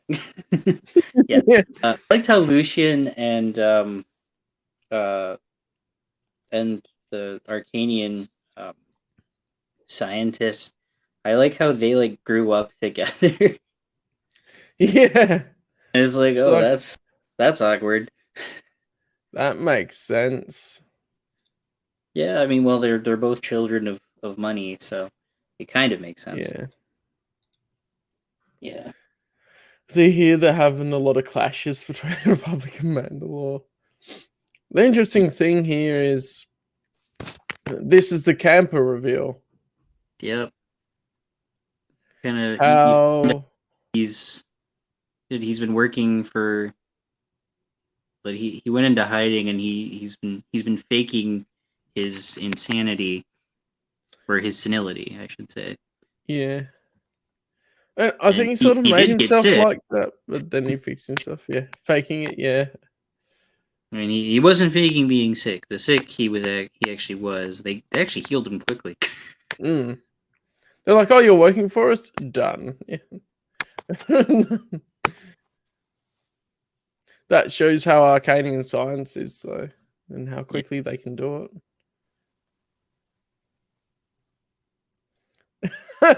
He almost slices Zane's head off there. Well, he's still like he's made it clear he still wants to kill him. Yeah. Oh yeah, there we go. He almost slices it off, and then the braces, which are cool. I love how like they the best. give Zane a bit of an edge with the best braces ever.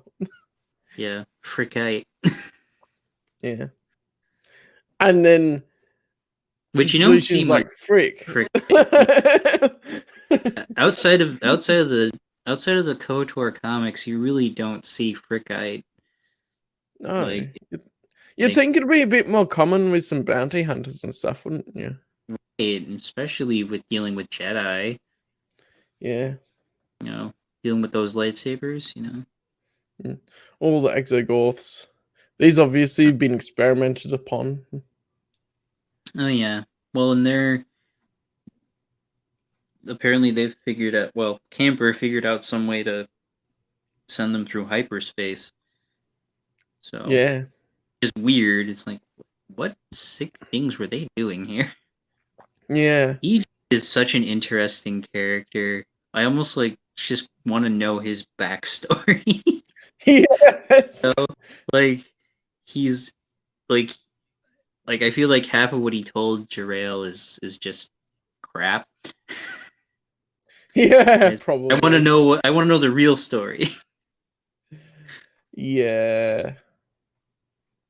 It's I don't think he was just working for them. I want to know what he was doing before he became a cyborg.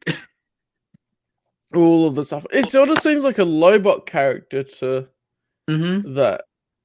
The way that he guy, was, cool. the way that his headpiece was designed seemed kind of a reference to Lobot. Yeah. And then Camper, who ends up as the reveal was that he's Randrake. Yep. Forget his first name now.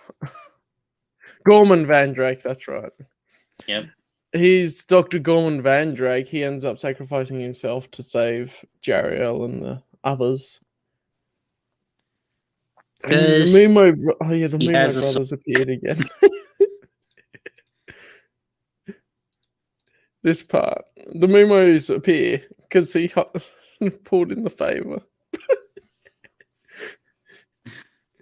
They have random appearances throughout. It's hilarious because they just come in the worst situations. Oh, they do. I'm probably going to try and skip through some of it, but I've got to refresh my brain on what some of the stories were doing. Exactly, in which part. Let's get to, let's try to get to, well, do we want to talk about Celeste Morin's brief part? Yeah, I mean, that's part of the run, I think. Well, yeah. After that part, he ends up crash landing on Taris. They meet all the stuff from KotOR, basically, because you get the two gangs and everything there. You get the little mission appearance, and she's not with Zalbar at that moment, which is the interesting part. But she's with Griff. Yep. So you see all the references in there, which is cool. And then how the lies are spreading of that Zane killed the Padawans is affecting the other Padawan's family, and how the sister was angry at him. Yeah. Well, that was really had a thing for. Yeah, the Vector storyline. Yeah, I like the Vector storyline. It's a most ambitious crossover. Yeah, because I loved because it's using the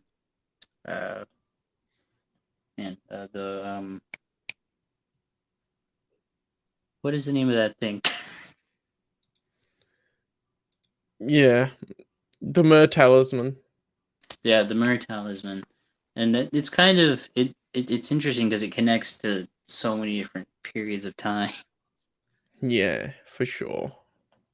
And like this issue came out like after a couple of issues of Legacy.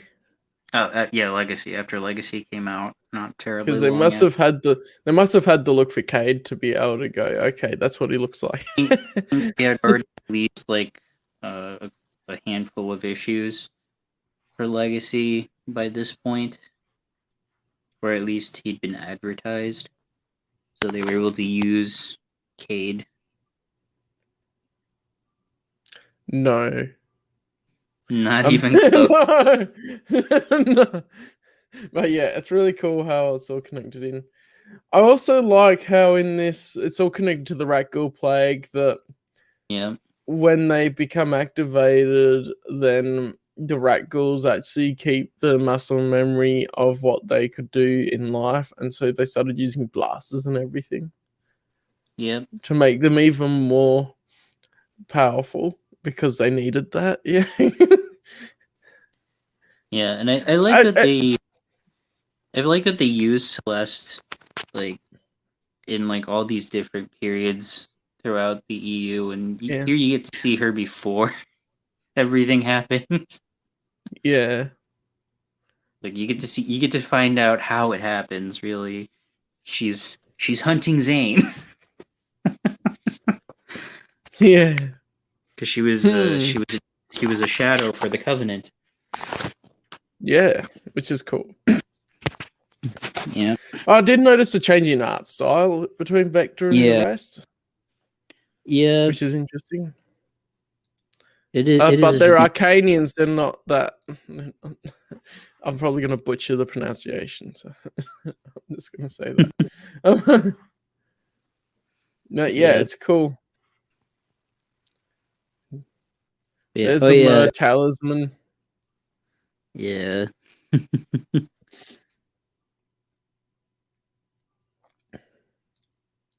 I'll just go to the last issue of Vector. Yeah. Well, I just wanted to go over Celeste real quick because, she ends up with it, and, you become familiar with her through just about every story. She pops in. Oh yeah. She pops I in like mean, 4 yeah, because stories. Star Wars is a single timeline. That makes sense to call it a cross through, not crossover. But technically, Yeah. I'd say crossover between different eras. Cross through makes Yep. sense. Yeah, she just pops in. She just kind of holds the storyline from KotOR to Legacy. She's just there. She lives that whole time frame. Yeah. Just trying to keep the Rekul plague from spreading. Yeah. Even though she wasn't 100% successful. Yeah.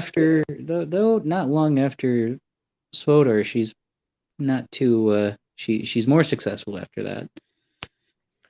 Yeah. I think you're trying to stretch it too much, Omni. Yeah. Star Wars is Star Wars.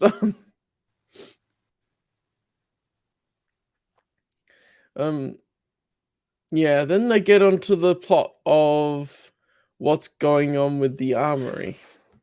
That's cool. But they can't. That's not the Force. That's not how Star Wars works. So, you can do that in your fan fictions, but it's not in the EU. Right.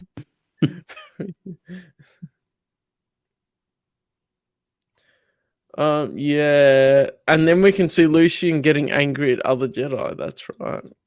Yep. There we go. He chokes this dude. Yep.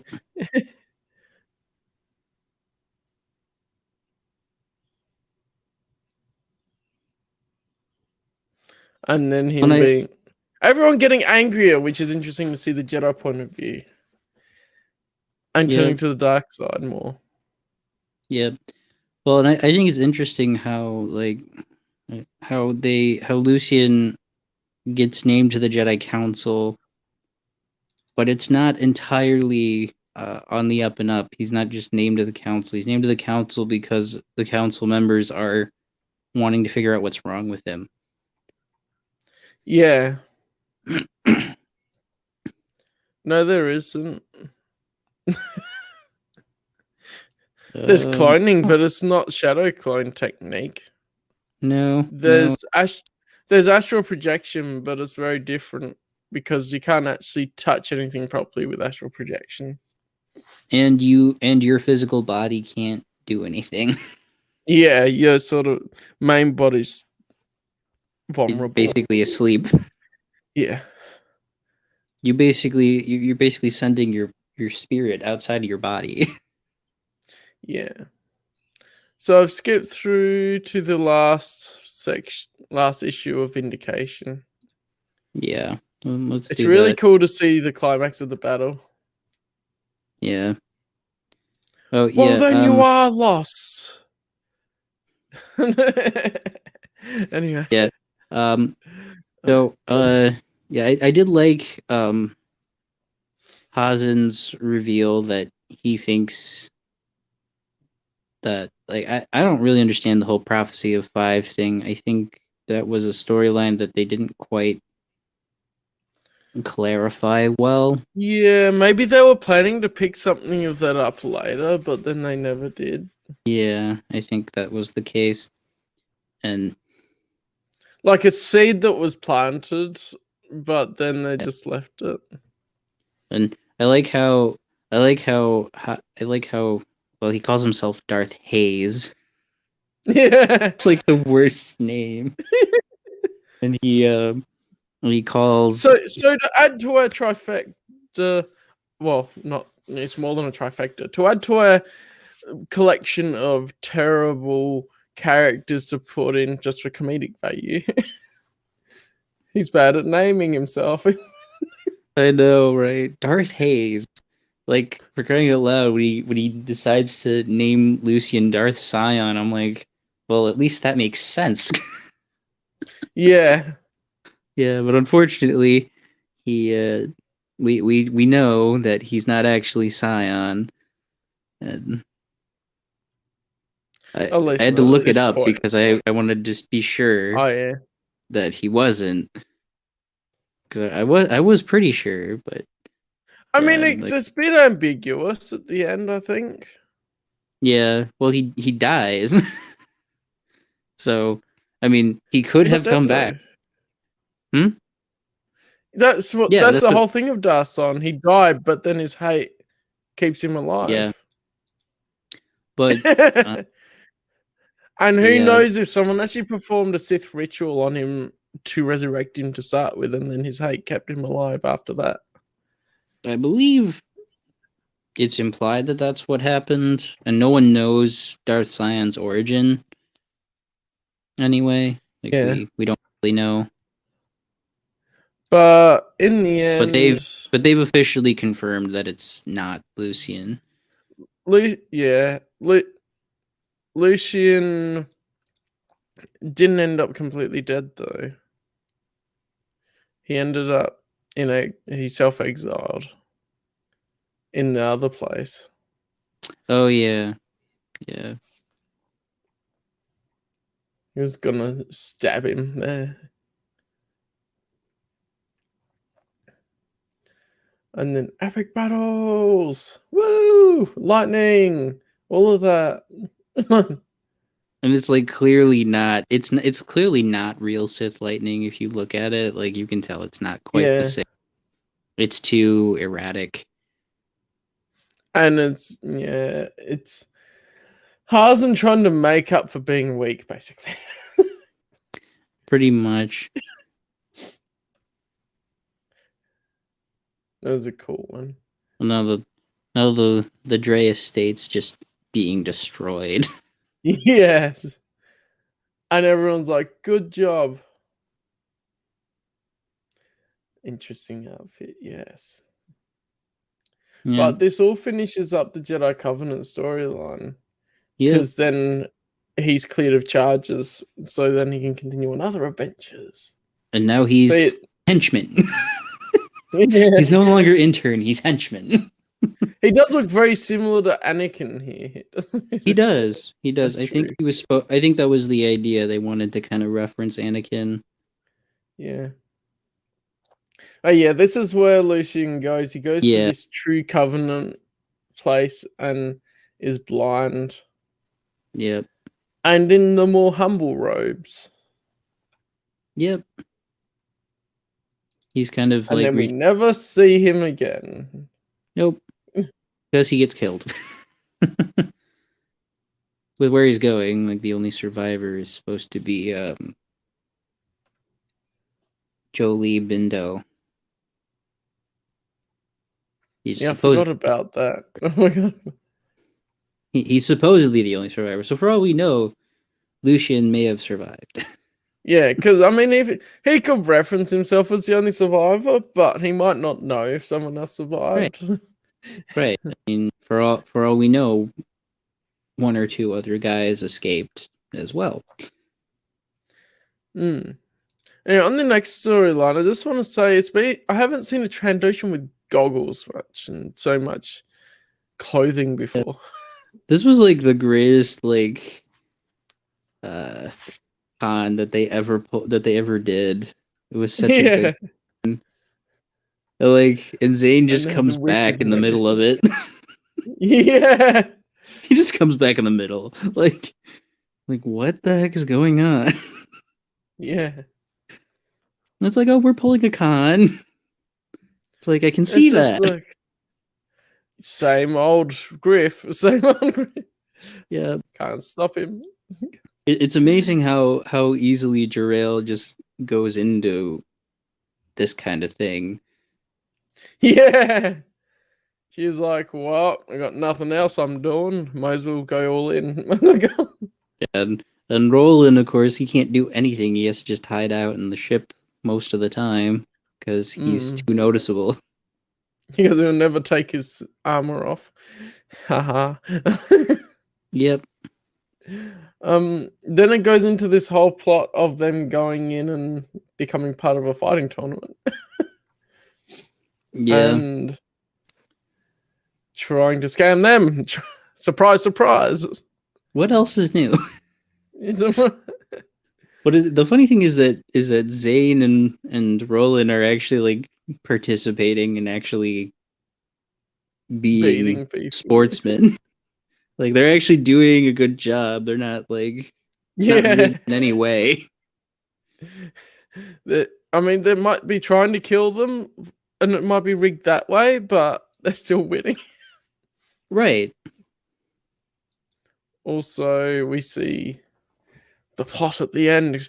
It's connecting in to Jariel. Yep. With this dominatrix. Zeltron. You're finding out that Jarael. Wait, is that reveal come, or is that after this? I mean, we're talking about the whole series, so. Well, no, I'm just like, because I mean, Jarael. You find out here that Jarael used to be a slaver. Yeah. It's an interesting thing to discover. It is, because you don't. There was a reaction to the markings at the end that I was scared of, because of course that was a slaving ring sort of thing. Yep. Which officially no longer exists, but still kind of does. Yeah. Some people know about it and they fear it. Yep. So that's the thing. It's interesting. All of the like the Outer Rim is like the most removed from the Republic, no matter what era you're in. Yeah. The most removed. Yeah, some Outer Rim planets are part of the Republic, but most aren't. Yeah. Yeah. So it's like, they sort of don't care. They sort of don't. Right. Yeah, the interesting part about this single issue, though, is the part where Revan just defeated Mandalore and stole the mask. Yep. It's kind Even though they showed Mandalore earlier and it was a different mask. Well, no, that's the traditional one. No, this isn't Mandalore's mask. This is the mask from the lady who opposed Mandalore for slaughtering the KotOR people. Oh, right, yeah. It probably explains that, and I just forgot. Yeah, in just a few pages. It's a few pages. Yeah, right here. Or no, it was Fett. It's Fett who killed her. Yeah, this is actually I think right before he fights Mandalore. This is like right before he faces him. Little bit of a thing here is that it's a full face helmet, full head helmet, and in the video game you see the flashback to the cutscene where it just takes off the front faceplate, and there's no helmet behind that.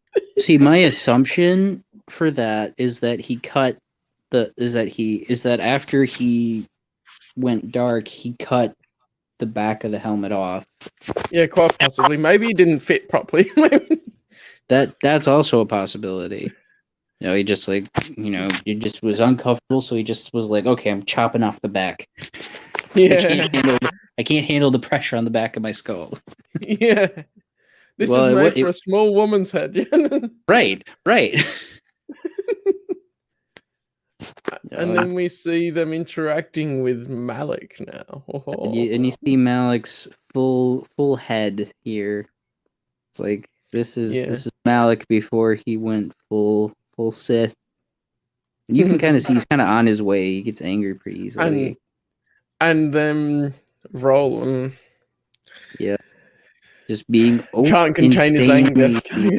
Overly protective of Jarael. But also probably takes the opportunity to punch him because he goes, this guy's getting me. Right. Well, and I don't blame him. He's trying to convince Jarael to join him and the Jedi in the war.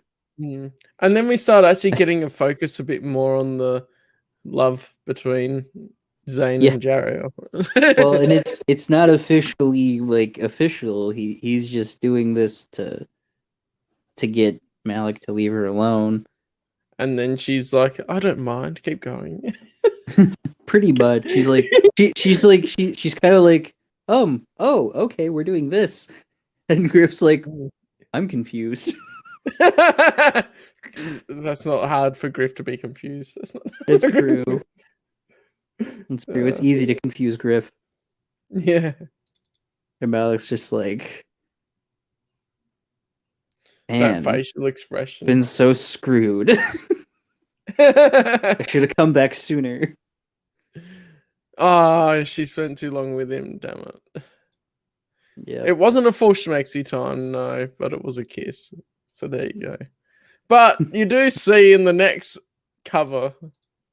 Oh no, this was a cover of a couple of episodes later. Yep. Tentacles of Terror. I mean, we can move to this part easily. It's not that.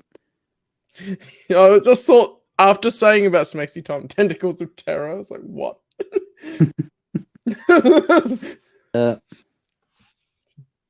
But yeah, you see a bunch of that happening. And it's a good fun time, really.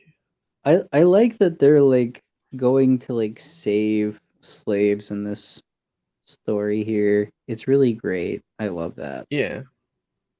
Like I love cool I love the like, anti-slavery stuff. And it's Zane trying to help Jariel come to terms with everything she's done and try to help her, which is really nice. Yeah. And then, of course, it upsets her. Here's Shantique again. Shantique. Yeah, that's a fancy name. Fancy name. Well, she is a Zeltron with Arcanian blood, so which is quite. It has to. Her name should be fancy. And she's just like, "Hey, my name's Fancy. How are we going?" That's interesting. Oh yeah, this was an interesting one. This guy, I love how they bring in characters and they're all interesting. Yeah, this guy is like they all like they seriously like constantly get characters that are just they find so many ways to break the stereotypes. Yeah, they really do. Like this guy, he's a Kamasi and he's not anything like a normal Kamasi. Yeah. He's like the exact opposite. I think John Jackson Miller must have gone, the general stereotypes everyone has? Yeah, let's bring in all the characters that break that. Like, as much as possible. Yeah. Seriously, they should have... Jedi supposed to protect people? Nah, they kill their Padawans. Like, the only thing that they needed would be, like, a nice hut. It's like that's like all they needed, a hut who was like. I think that was done before, so maybe he didn't repeat it with Baldorian.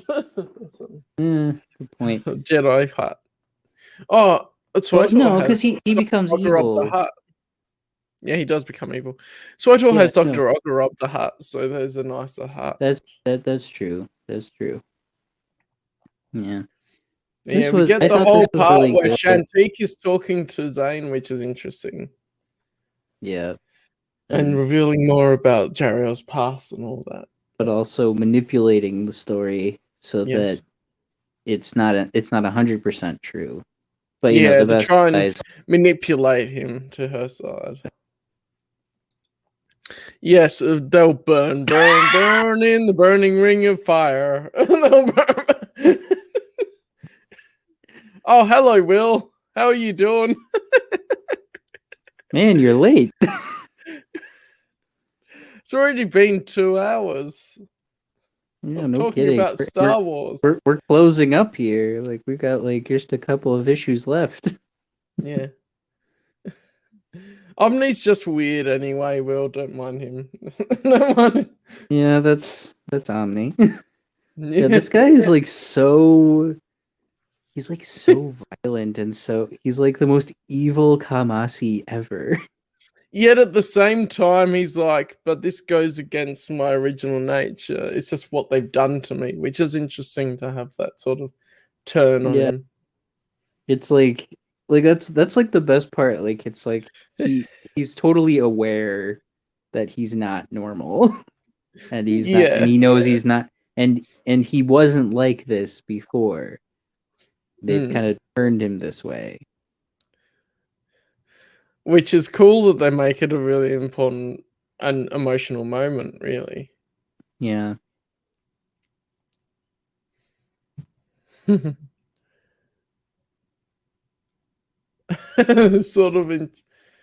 She's sort of happy. Yep. Crying, sort of smiling because she saw him. Yeah. But because Shantique told lies, he doesn't know what to think. He doesn't.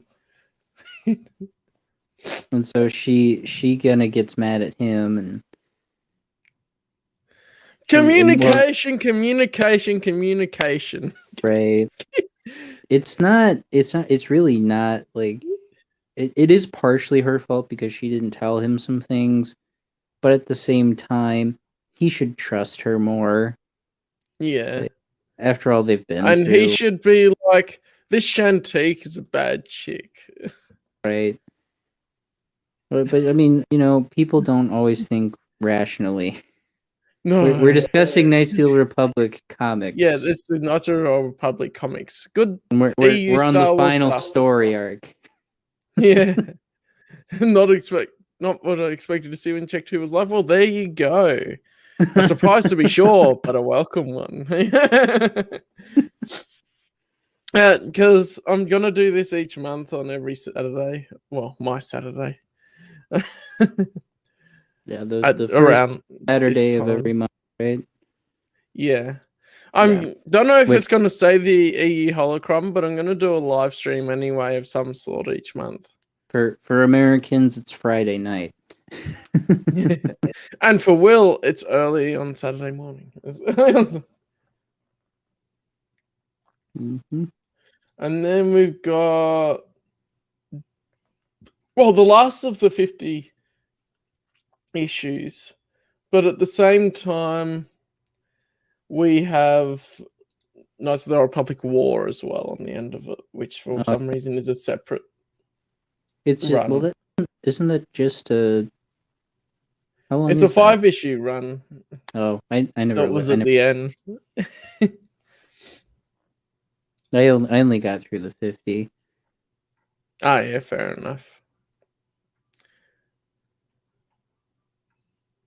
Your eyes should be... It should be, if it's 4 a.m. So... What are you doing? Yeah. Oh, yeah, we got to show which issue was that in. It's really cool. Because they basically hunting artifacts that the Shantique and them were chasing after. Yeah. And they find the Blade of Exar Kun. Oh, yeah. Yeah. Yeah, which is really cool to connect in. The last... you got to show the last issue here. Yeah, that is kind of awesome. It's cool to see Jariel actually using the lightsaber and not cutting her own limbs off. Yeah, well, one thing that I think is interesting is how, like, in some shots, the lightsaber looks like a proper saber staff, but for the most part, but in other shots, it looks like a standard, slightly longer two-handle. Like yeah. Here, like it looks like just a slightly longer, but like over. But it. Yeah, but, don't turn the back blade towards your back any further. Yeah. Yeah. It's kind of funny. Oh, and the dude that tried to genetically read them. Yeah, and Demogol revealing that it's actually him in Roland's armor, and he switched armor with Roland. The big reveal. But of course, Jarael doesn't know this because she never saw Demogol, or she never saw either. We don't see too many Zeltron males either. No, they're that's so a bit rare of another stereotype. They're so rare. Zeltron males are so rare in the stories. Like, obviously they have to exist, or else Zeltrons would constantly they'd be a very mixed race. Yeah. At a certain point, and they'd eventually their Stop being pheromones Zeltrons. Yeah. Stop. their pheromones would wear down at a certain point. Yeah. Yeah. And all This that good stuff. But I yeah, this love story. I love these bits of art, to be honest. I love seeing all of the cool Well, lightsaber action and fights and stuff. the interesting thing about Exar Kun's lightsaber is that it has like such dark power connected to it because it was used for such dark side things that it's just so And heavily. amps her a bit as well, I think. Yeah. Oh yes, that's pretty much every male Twi'lek. Oh Yeah, you just said female Twi'leks. Okay. Oh yeah, we would have to. That do would be that, interesting to see, but there's a significant lack of ugly females in Star Wars. Yeah, for some reason they all like depicting them as hot and Yeah, I don't know attractive. why that is. Maybe because they can do covers that will sell. Yeah. I honestly don't blame her attempting to kill Shantique here. I really don't. No, I want you out of my life, and also everything that she's done to her. She thinks that Zane, like Shantique, lied to Zane and caused Zane to go away from her when she loved him. Yeah, and that sort of stuff. And then, haha! Here we He's go. literally a jetpack for Zane. Yep. Well, it's easier than getting 2 jetpacks because they both want to get down there. So this is cool. Jariel got beat, but then Shantique takes a lightsaber and they do epic duels. Get to see a lightsaber duel for the first time in like 10 issues. Yeah, because there weren't any enemies that were using lightsabers. Right. Also, Roland versus Demigod here is really epic battle and epic conclusion. Oh yeah, you finally get that. Not really. Well, I mean he had one ugly one, really.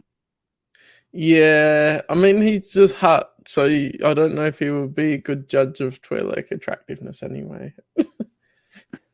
He mostly displayed him for power anyway. That's true. So yeah, really cool.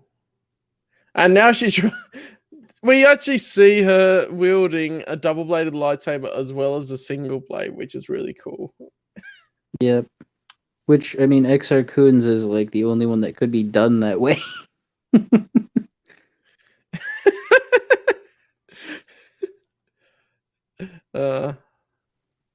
The frog one and the human-like one. I don't think they were Twi'lek. I don't remember if they were Twi'leks, but yeah. I remember now that Demigod wants Shantique to die. I know what human like when he's talking about the really fat, well, she has like 6 breasts, so that's but that's not a Twi'lek, which was the topic at hand. Well, he's just talking about women in general. I don't think he's talking about Twi'leks. Anyway, neither one of them were.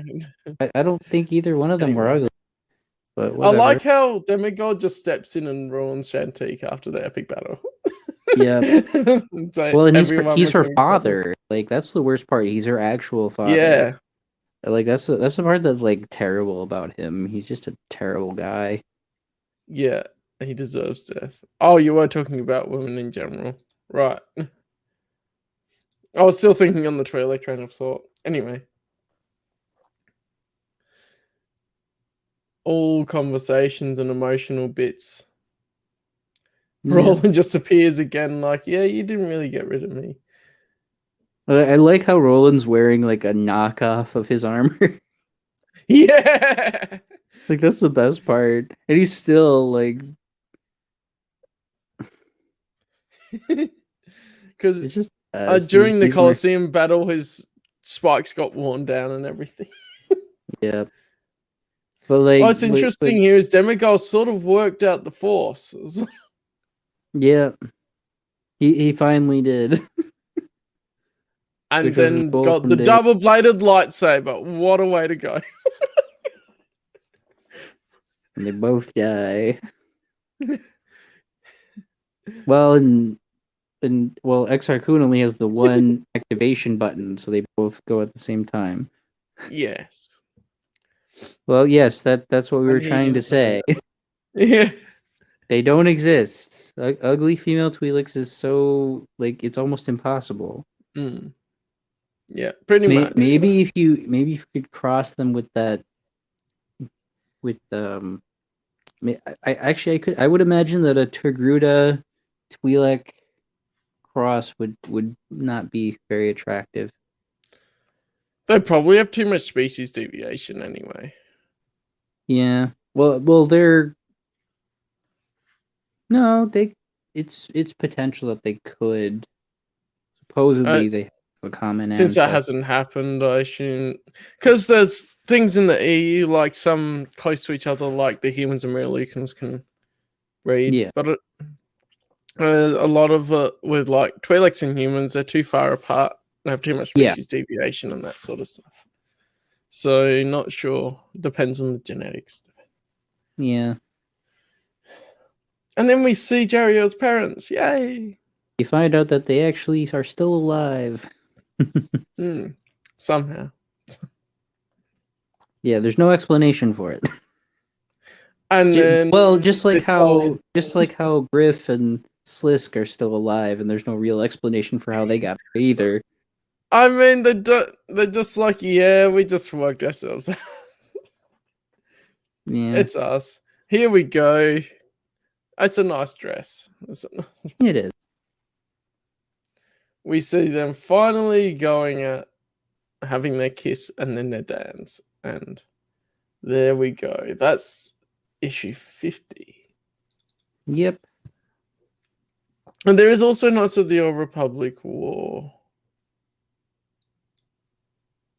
Yeah, which I've touched on, but yeah, I don't know why it doesn't want to open.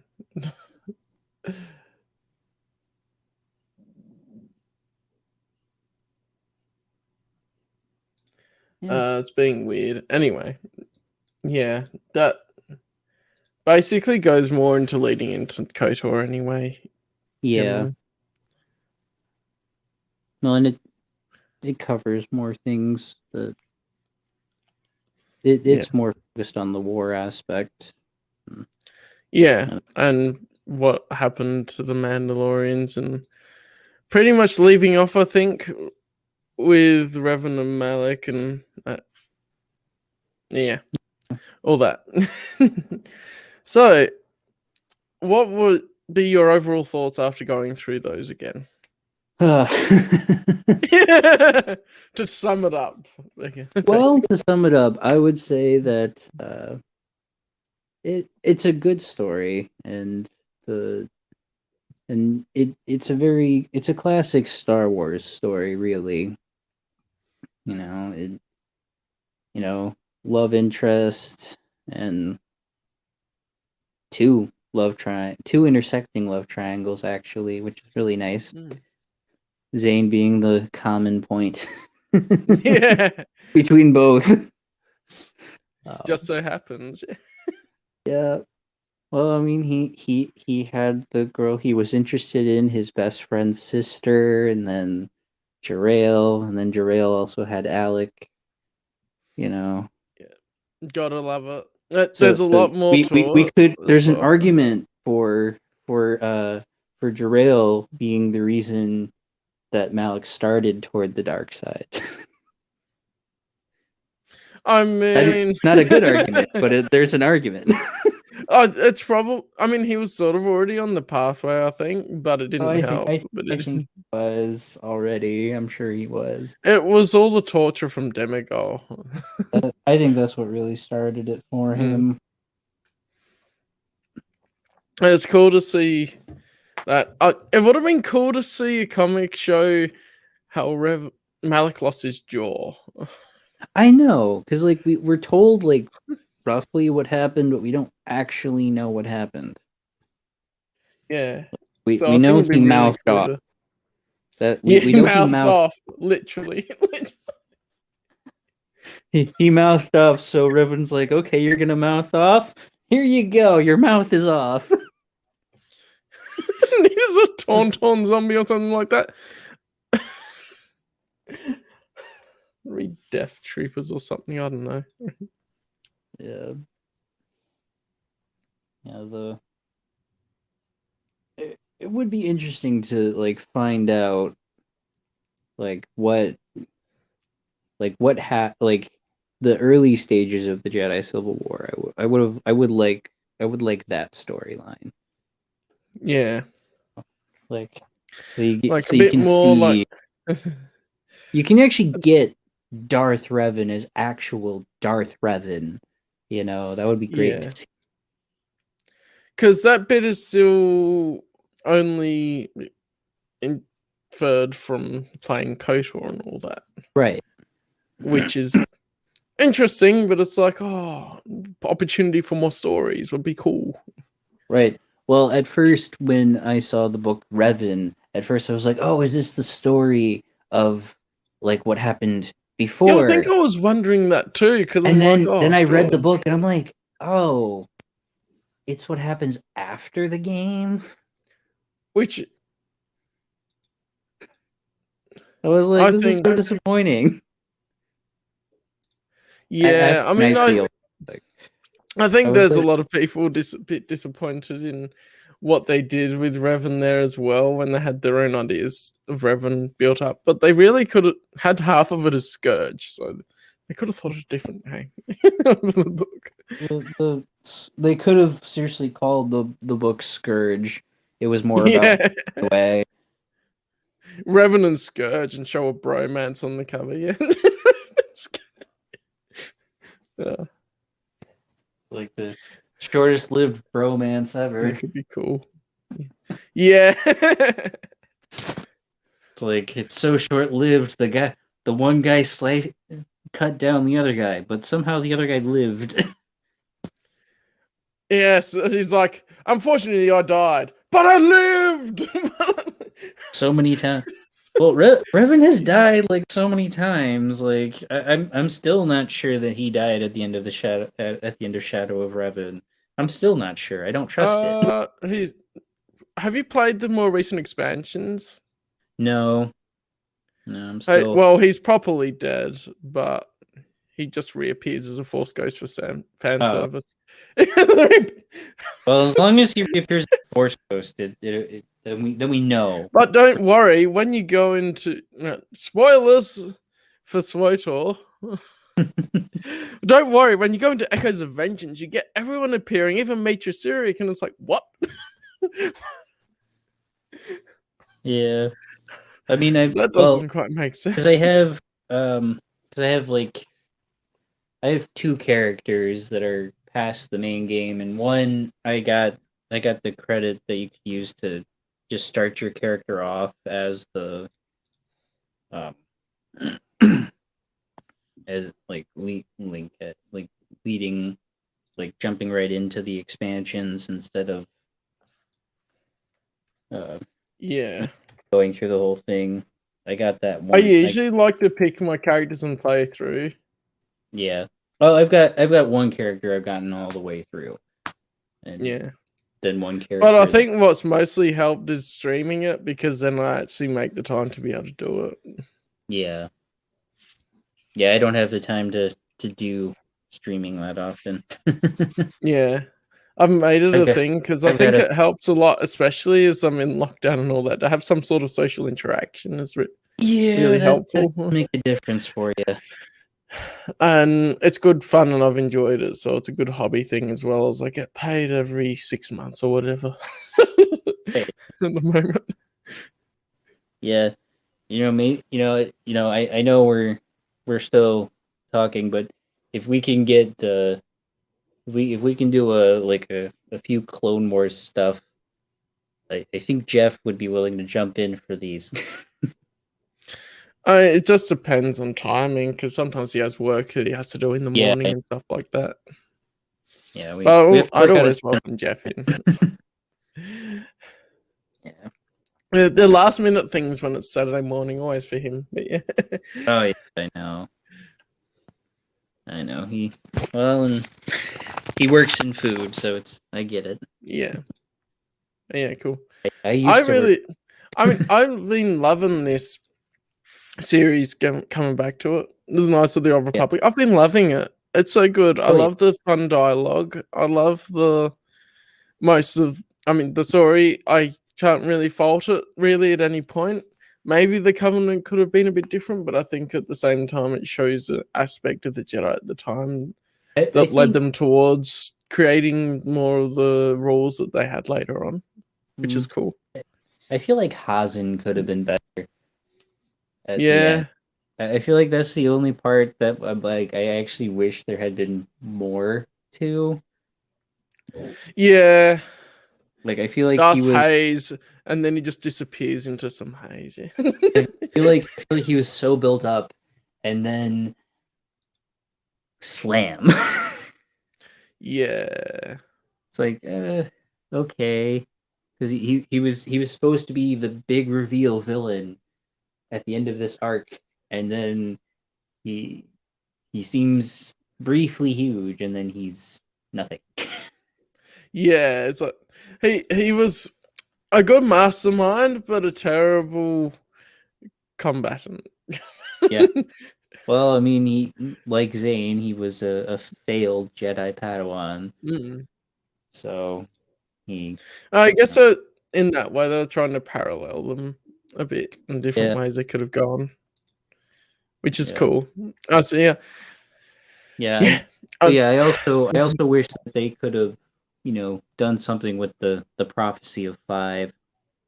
I feel like there was it was meant to foreshadow something, but that wasn't picked up. Oh, but I mean, it also could have. But also, even in Star Wars, they do have failed prophecies, so it could just be one of those. Yeah, true. I'm trying to just have a look. When was the last lot come out? Demon was 2010.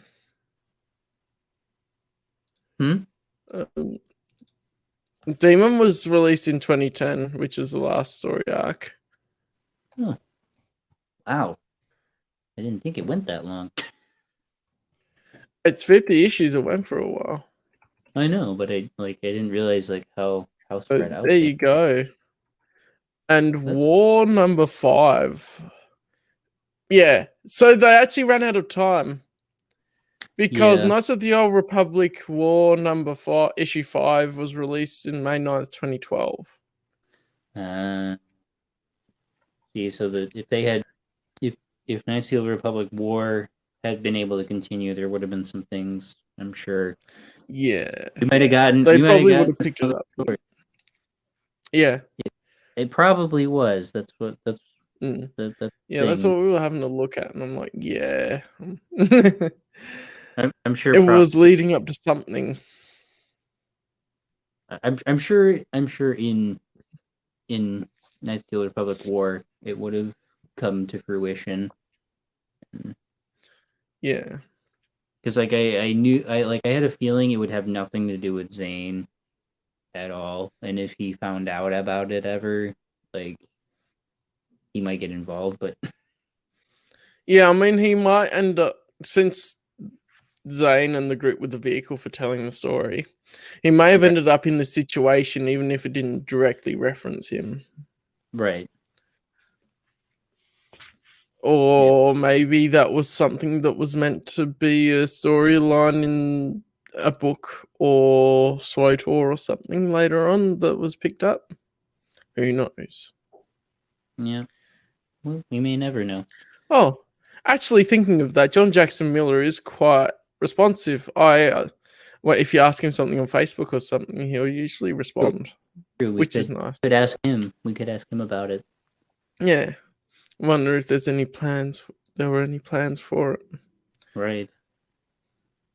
But it could even be a very broad prophecy, like 5 Sith Lords throughout the generations that impact the way things shape up or something. It's a very broad one because it's like one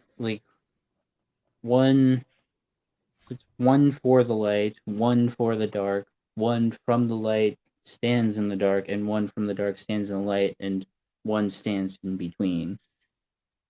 Yeah. And it's like, okay. Yeah, here we go. One for the dark. Yeah, I just looked it up to get the exact wording. Yeah. One for the darkness, one for the light. Well, that's pretty easy to see. There's dark side, light side, like normal. Another from the darkness stands in the light, while one in the light stands in the darkness. So it seems like there would be people masking their true intentions and identity in each. Or people get converted either way. Right. The last one stands apart from all. Sounds very much like a third-party influence. Yeah. What makes them special? I guess what makes them special in the prophecy is the conditions, and between them, all that has been built will fall. Yeah. So 1, 2, 3, 4, and 5. If they had a 6th one, then there could almost be all of the class stories in KotOR. Yeah. But that didn't come to pass. It doesn't specify. One for the darkness, one for the light. One from the darkness stands in the light, and one from the light stands in the darkness. And then one apart from all. Omni, they weren't all Jedi. We don't know who they were supposed to be. Because it never came to pass, we don't know. Because another... Ozin claimed that it did, but he was wrong. Yeah, I mean, where's the proof? Had he been right, that everything would have been destroyed around them, and they would have all survived. I'll just paste that into the chat so that people have a reference for that. Yeah. And so we've got that. I think from the dark side for sure, but maybe Sith influence, maybe not. One from the darkness stands in the light could be that the Sith sent a spy in somewhere. And one from the light stands in darkness could definitely be Kara Holt or something like that, where she's a Jedi that went into the Sith Empire. Yeah. But there's just a lot of speculation because it's never been. You could argue that Sporge is the one from the darkness standing in the light. True.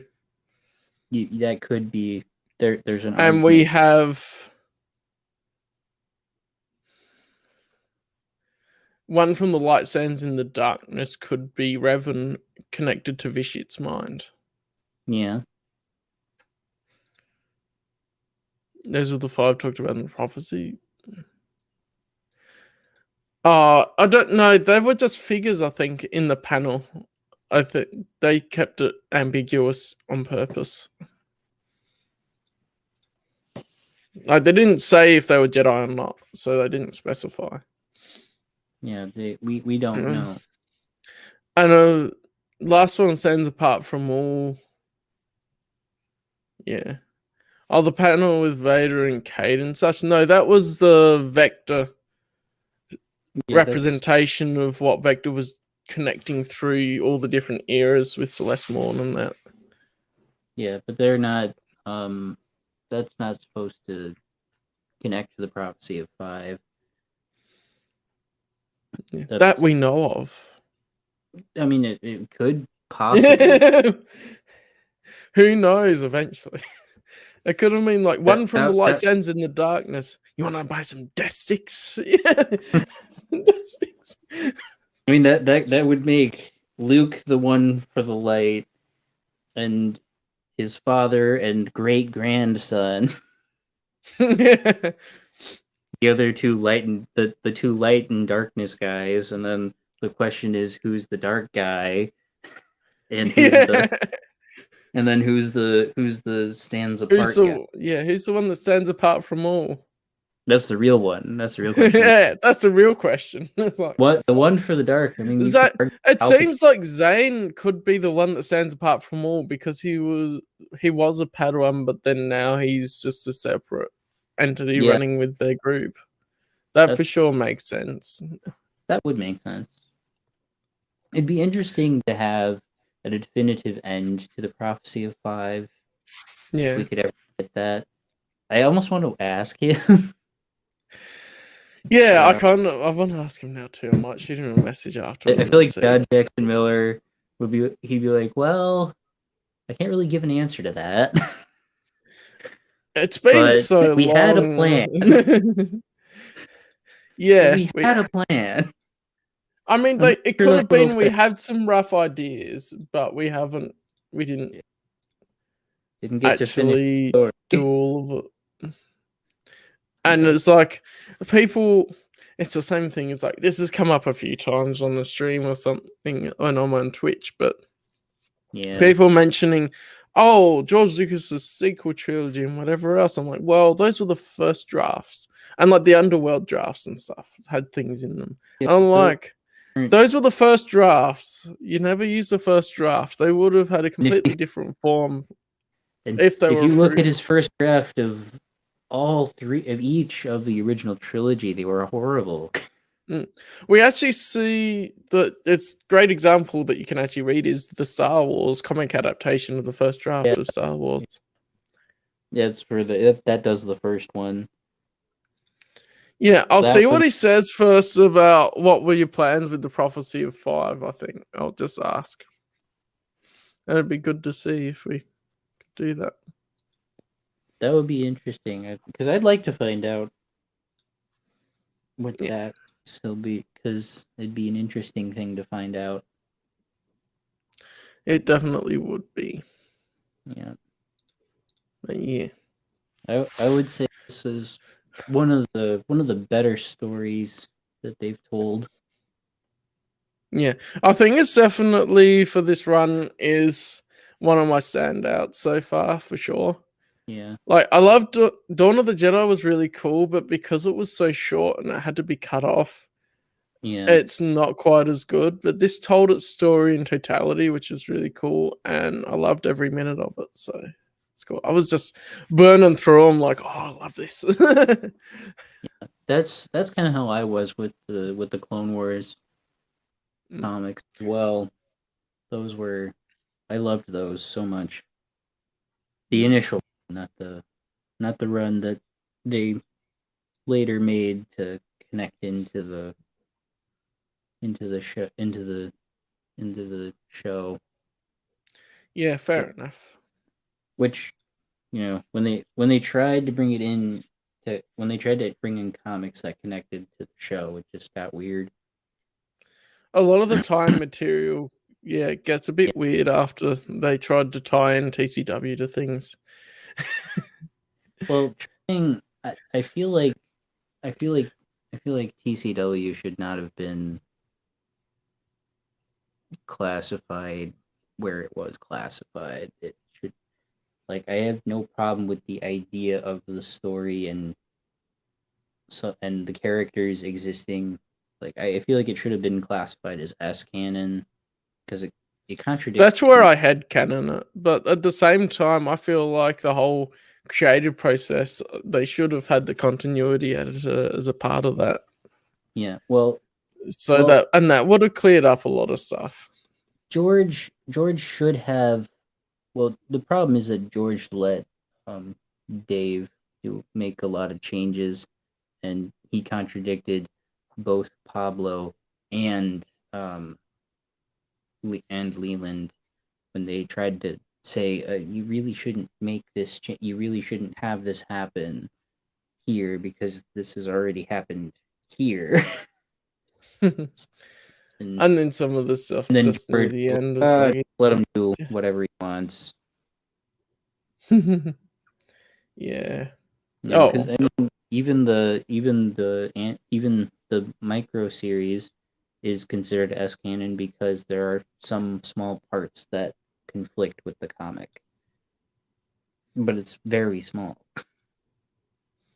Yeah, I mean, I thought. Where said it was S canon? Hang on, because that would clear up the difference between the micro series. Micro series and Labyrinth of Evil. I thought were in the both C canon. I'm pretty sure. Officially, anyway. I'm pretty sure the micro series is S canon. I mean, I look at the micro series and say, well, obviously, there's a lot of artistic interpretation going on with it, anyway. Well, because there are things like when Anakin's ship gets blown up. Officially, it's recognized by the continuity, but it's not mentioned ever at all in the comics or in the books. Yeah, maybe it's just one of those things that wasn't mentioned. Yeah. Well, there are a handful of things that between the comics and the books that are not acknowledged. But yeah, but that doesn't mean they can't happen. So yeah. Yeah. Well, and in the micro series, Anakin supposedly kills Asajj, but she gives his... I mean, yeah, she comes back afterwards, so she mustn't have been completely dead. Yeah. It's like she apparently dies 3 times. No body, no death. You know that, right? Right. And they do this and he supposedly kills her 2 of those times, so it's Anakin both. And then the 3rd time, we don't even know what actually happened to her. She didn't even die. She just kidnaps Alpha and 2 other clones, and they just go off and disappear. Yeah. And no one knows what happens, and no one talks about it. I guess it wasn't worth it. Yeah. That's cool. Oh, well, we might finish up here then, because that was diverging from the topic a little bit anyway, but hey, whatever's want to talk about anyway, generally. But I think it's time to wrap up for how long the stream's gone anyway. Yeah, well, I gotta get to bed anyway, so. Yeah. So cool. Well, thanks for joining me. Do you have anything you want to mention, like any content you're producing or doing? I should be having my next episode, my next video up. It's on Jack's Voss. I'm still in my infancy with this stuff, so this will be my 3rd video. I should be finishing up the editing on my first video on Jedi relationships this weekend, so look for it Monday or Tuesday, depending on your time zone. Yeah, cool. Nice. Because that should be... I plan to get that out before I go on vacation. Cool. What I'm gonna try and do is get on top of my stuff and try and schedule things properly as well. So yeah, cool. Oh, thanks for joining again, and it's been a blast. I like talking about Star Wars and stuff, and it's good to have someone different on than what I was doing previously, trying to work out time zones with people that were going to come on. I'm like, it's tricky. So yeah, cool. As long as we can work out a rough timeline, a rough time period. I think I just need to say I'm doing this at this time each month, and then who can make it can make it. Right. And that'll work. Because there was only one person replying in the chat before, and I'm like, it's just tricky when people aren't communicating. But anyway, right. Thank you all for watching as well, you guys out there, and I hope you enjoyed. You can check out my Twitch as well, that I do more live streams on if you want to talk live. I think the bot should work if I do that. Maybe. Anyway, my Twitch should be in the description as well, if you want to know it, if you don't know about it. I know Omni joins me on there, which is cool. And yeah, that'll be it for now. So thank you, Henry. Bye.